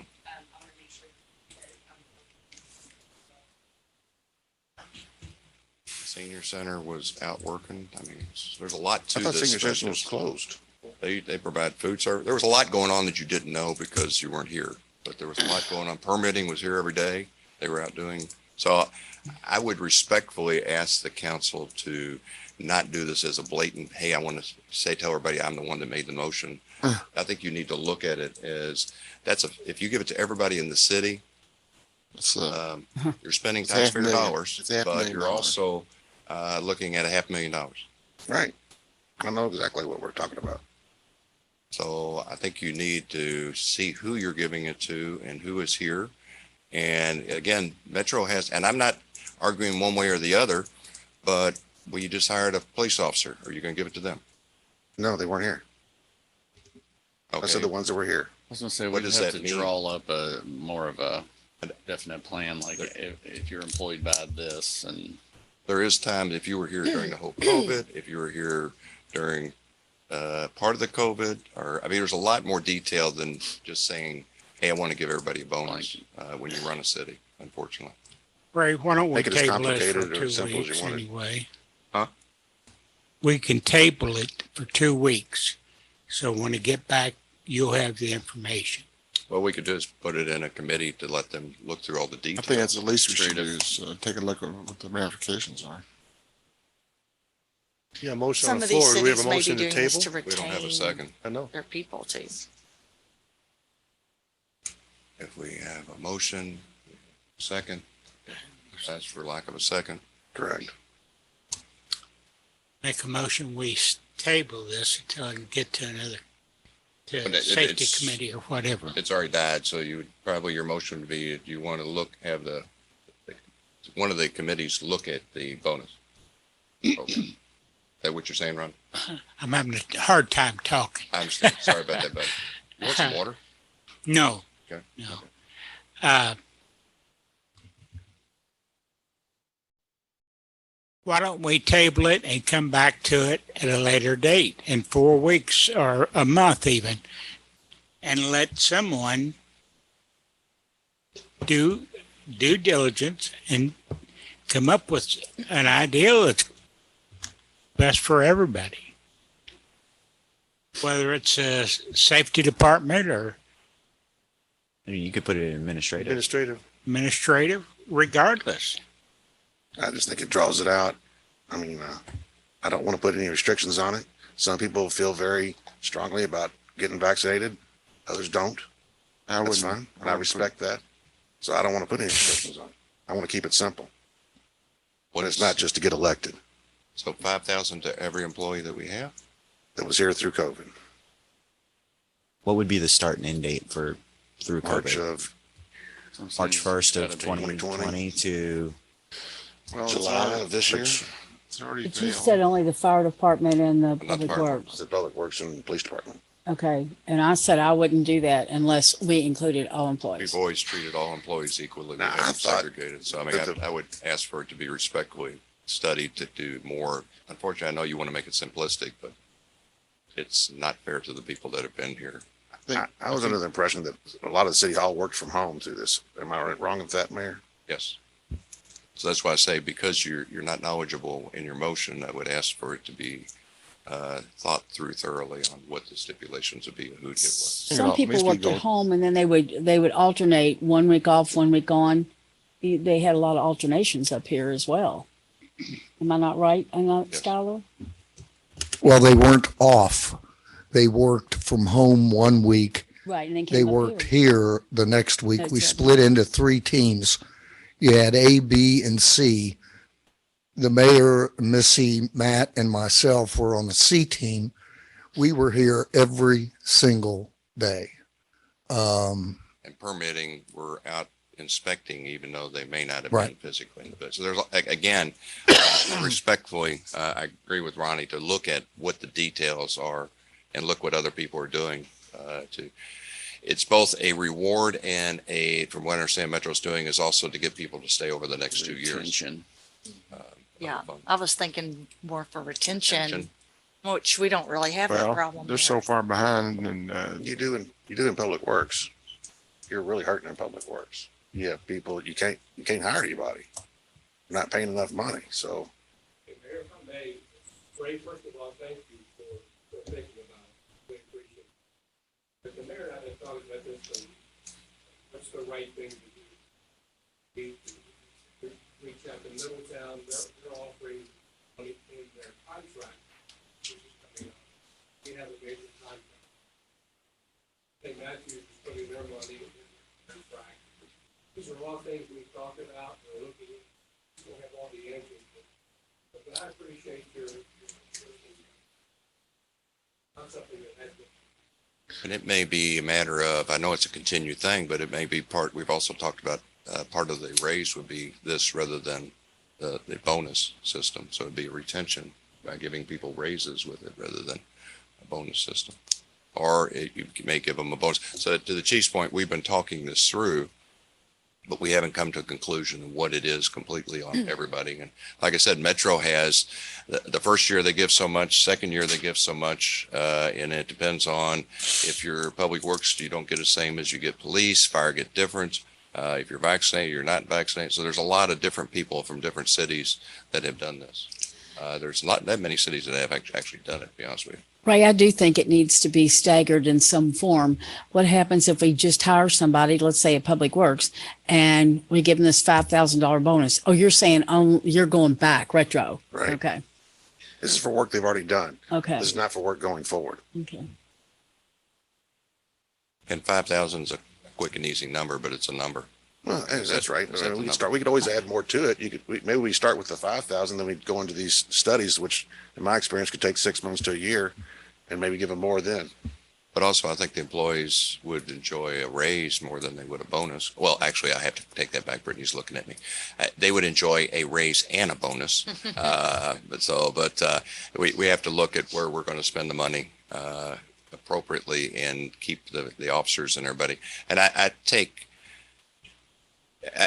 offense to the fact that we're not paying Public Works right. We have raised the Public Works since I've been here from 10 and a quarter to $18 minimum, $18.50 actually. So to say that we haven't raised them, we're not paying them appropriately, they are getting raised. They have raises. And over this year, the other thing you may not be aware of, we have been raising different people according to who they are and what their salary are. The command staff now gets more money because of what is it, $3,000 additional we have given them. So a lot and different people have been raised accordingly this year because of their individual positions in the community now call for higher pay. It is. And we gave them, I decided to give them the 3,000 for that. So there is a lot of moving parts here, guys, and I appreciate Ronnie saying that we'd like to just have committee look at it and see what the devil is in the details and do it that way rather than just, and I'll say grandstand because that's kind of what it was. It didn't come up in the details that we have to do as a government. I mean, Ray, if it's in the administrative committee, you're the chairman of that, so you could have a meeting every day. Who is? But you'll never get a quorum, so you can have a meeting every day, but you won't get a quorum. So The one thing I would like to bring up is it's a little bit of Ray and it's a little bit of the forward thinking. The one-time bonus perk would be okay if we could use like the CARES Act money or something like that.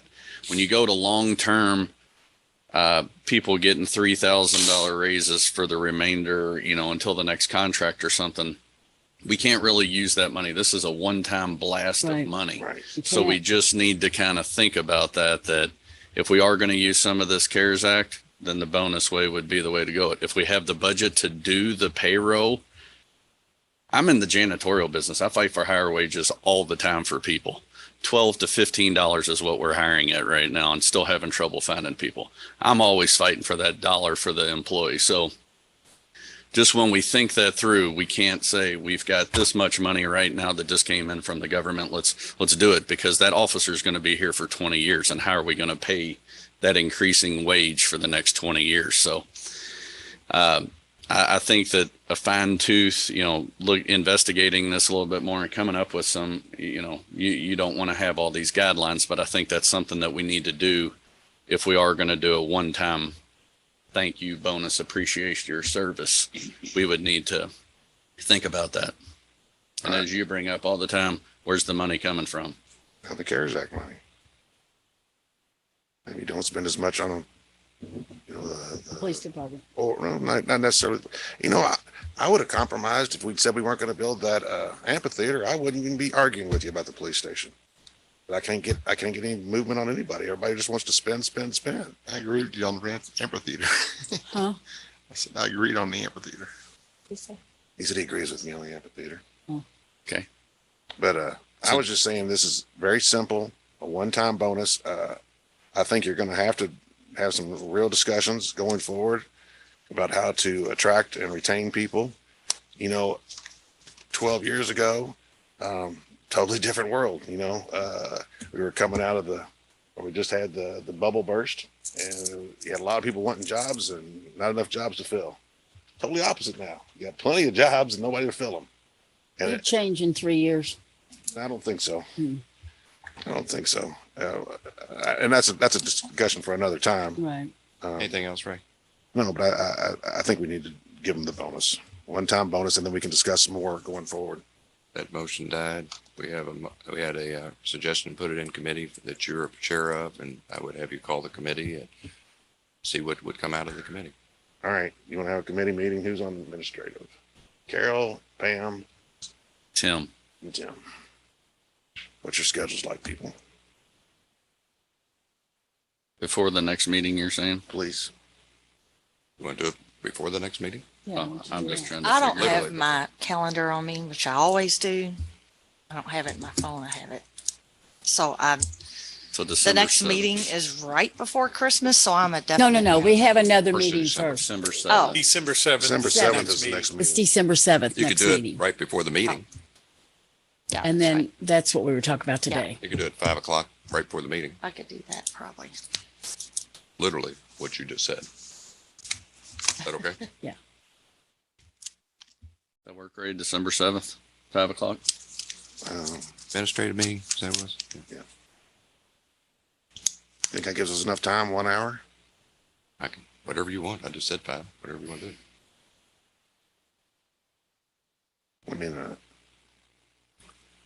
I mean, you're saying it's pretty in-depth, so I didn't, we took an hour and a half or so on this presentation tonight. Your choice, Ray. Let's go 4 o'clock. 4 o'clock. 4 o'clock? Tim, Carol, and Pam, is that okay with you all? I'm putting it in the phone. Yes, sir. I'll say yes. If something changes, I'll let you on. Look at pretty sure that'll work. Okay. Thank you. That's all I have, sir. Right now, we got December 7th at 4 o'clock to discuss the possibility of funding for pay. Brad? Mayor, Finance Committee has no official report. Thank you. Thank you. Tim? Man, this is going to be a long meeting. I'm sorry. I've been getting some, I texted the chief earlier this morning that there's been some noise about some stuff going on in Plainview with robberies, car break-ins, gunpoint kind of stuff. I asked if he might be able to give us an update today on anything going on. There's a lot of news and I've been getting phone calls, so I know you can't necessarily tell us everything, but Chief can give you an update. Fortunately for you, Tim, before you called, my wife called. One of the neighbors called her complaining about it. Yeah, Like that. there haven't been any robberies. There haven't been any shootings or anything like that. So we're blessed in that area. But we have seen an increase in some crime, especially in theft. Man, sorry. They got picture boards. Okay. And especially people breaking into or getting into vehicles and taking stuff out of the vehicles. So let me start with that. Sunday night, there was a car broken into in Cambridge Station. Wasn't broken into, the car was unlocked, and a gun was taken out of that car. After that, we had an incident over on Coach House Court, and that's where they got the Ring phone video showing 2 young males. One had a gun in his hand behind a house. The other person came up and tried the doorknob at the house. They did not get in. And that's Both of those things happened in Plainview. Sunday night, we also had a truck taken from Locust. Keys were in the truck, gun was in the truck.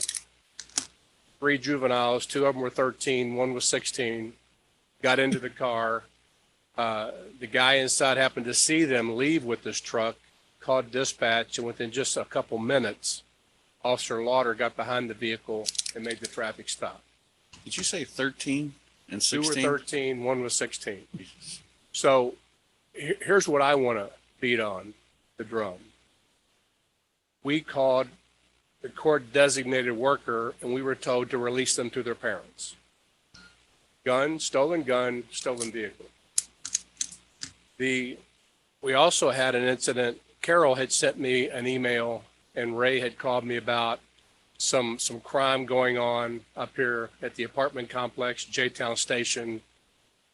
We did a detail. We paid detectives to go sit out and stake out this apartment parking lot. Our detectives saw 2 guys breaking into cars. They got into pursuit of these 2 individuals. Both of them had guns, and they were able to apprehend both of them. One of the guys, who is 17, I've described this before to the council. We arrested 4 young males, most of them juveniles, in a stolen car on Patty Lane several months ago. Stolen guns and a stolen car. This same guy was one of those people that had been arrested and released. He pled guilty to an amended charge and got 5 years probation. He was arrested a week ago and placed on home incarceration. So, yeah, we're having an increase in crime, but our officers are really, they're kicking butt. Sounds like. But, you know, we really need to do something with our court system and our juvenile justice system. Sounds like we need to Amen. come out on our judges who we elect. We do. You know, we no longer have JCYC, the Jefferson County Youth Detention Center. There was an argument between Frankfort and Louisville. They just gave the property up. So now there are very limited beds at Central State where we can take juveniles only if the court designated worker says we can. And usually they say we cannot. In the incidents I've just described to you, stolen vehicles, stolen guns, released to their parents. And that's frustrating for us. So to the citizens of Plainview, we've increased our patrol. That's an isolated couple of incidents. But we're over there rocking and rolling every night doing directed patrol. And Mark Temperman is in charge of that, and he's doing a great job with it.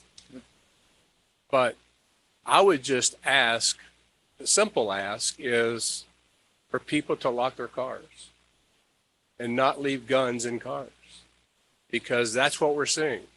We're not seeing break into auto. We're seeing entry into auto and stealing guns and other things out of those cars.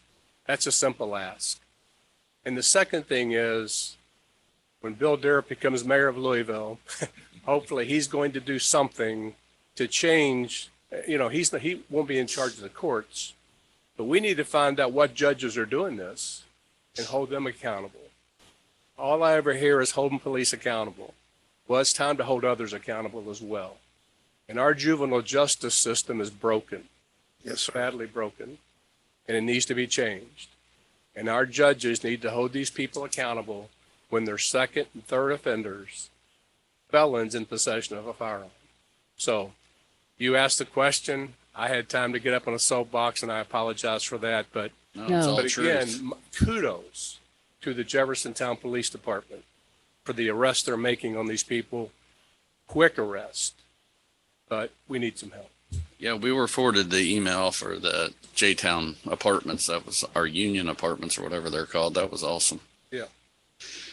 Well, thank you for the update. Yeah, it sounded like Sunday was a big day, and single mom was calling me, so a little nervous. Thank you for the research. Last thing is the update on the annex. I received the appreciation email from Mr. Thomas saying that you all took the time to meet with him. And it was great. Can we get an update? on his or on the one that we got downtown? The one that I've been trying to do, the donut hole. The Thomases who own the complex across the street are supposed to try to get you and the gentleman you're working with across the street together to start getting signatures. Because we asked the Thomases, not only their property, but a property across the street that matches it, to get them all and bring back a separate request. So they may contact you. He may contact you, AJ Thomas, I think, what his name is. Isn't that right, Carol? Yeah. AJ. He may contact you to get the other gentleman's name. It's not up to you. And then they will get signatures and bring them back to us. That's what we usually do. I have told them that as they walk the streets, if the people want to meet with me, I will explain to them what we bring to the table and what it's going to cost them and that type of thing. Okay. Because, I'll give them the 40 signatures I already have so they don't have to hit those houses. Then on the second part of the annexation that y'all have already approved, very, very timely question. Thank you. Schuyler and I met with Metro Council before we were with you all for the annexation and did the presentation of the annexation that you all approved. And there was probably a 45-minute discussion of what different things are. And they came out at the end of their committee meeting 9-1 to vote for approval. So now it goes before the full committee. Whereby the amazing some of the people that actually see the light that haven't before voted yes on it. There's a lot of questions on drainage, and the one thing that kind of put it over the top was not only are we providing services in the future they don't have to, but we're also providing the police that they do not have.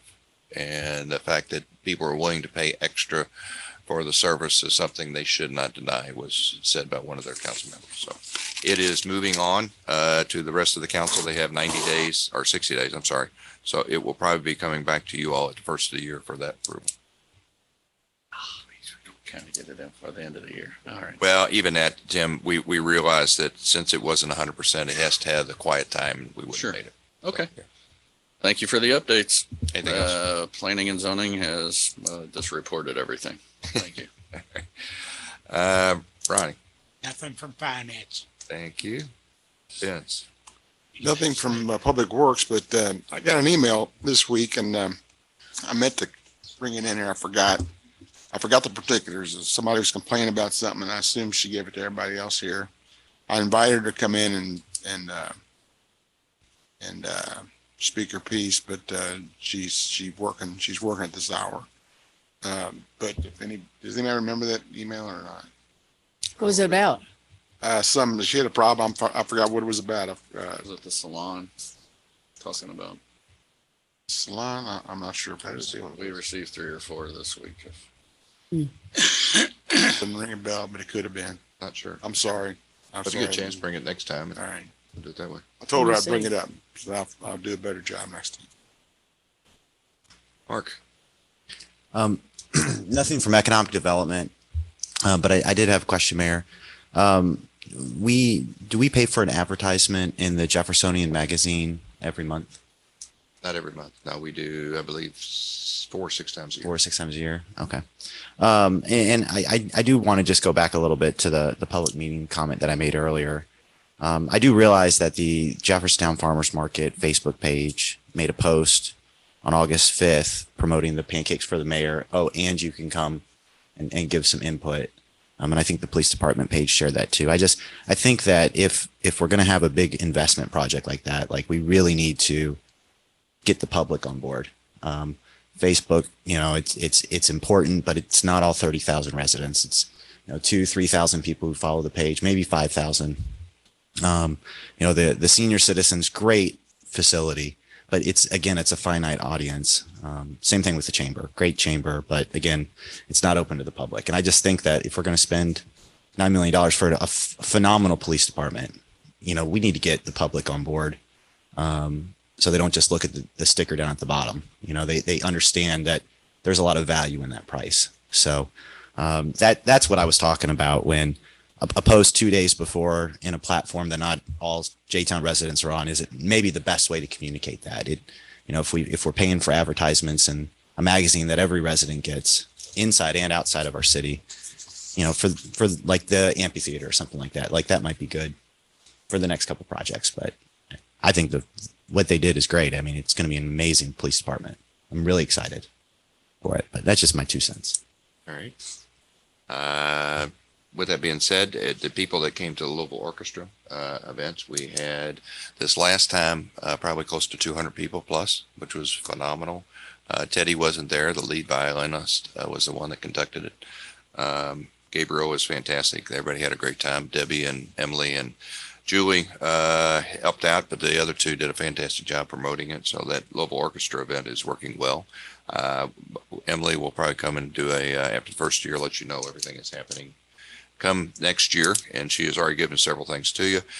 Please, we got a tree now at Veterans Park in the center of the plaza. It's not lit yet, but looks fantastic. It's another representation for the Light Up J-Town.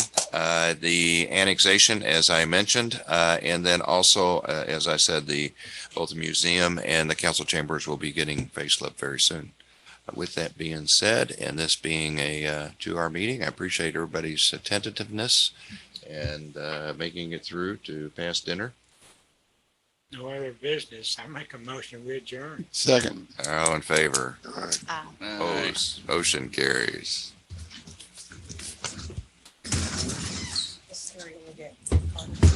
That does, this doesn't. We're not touching this yet. I was gonna say, I would get rid of.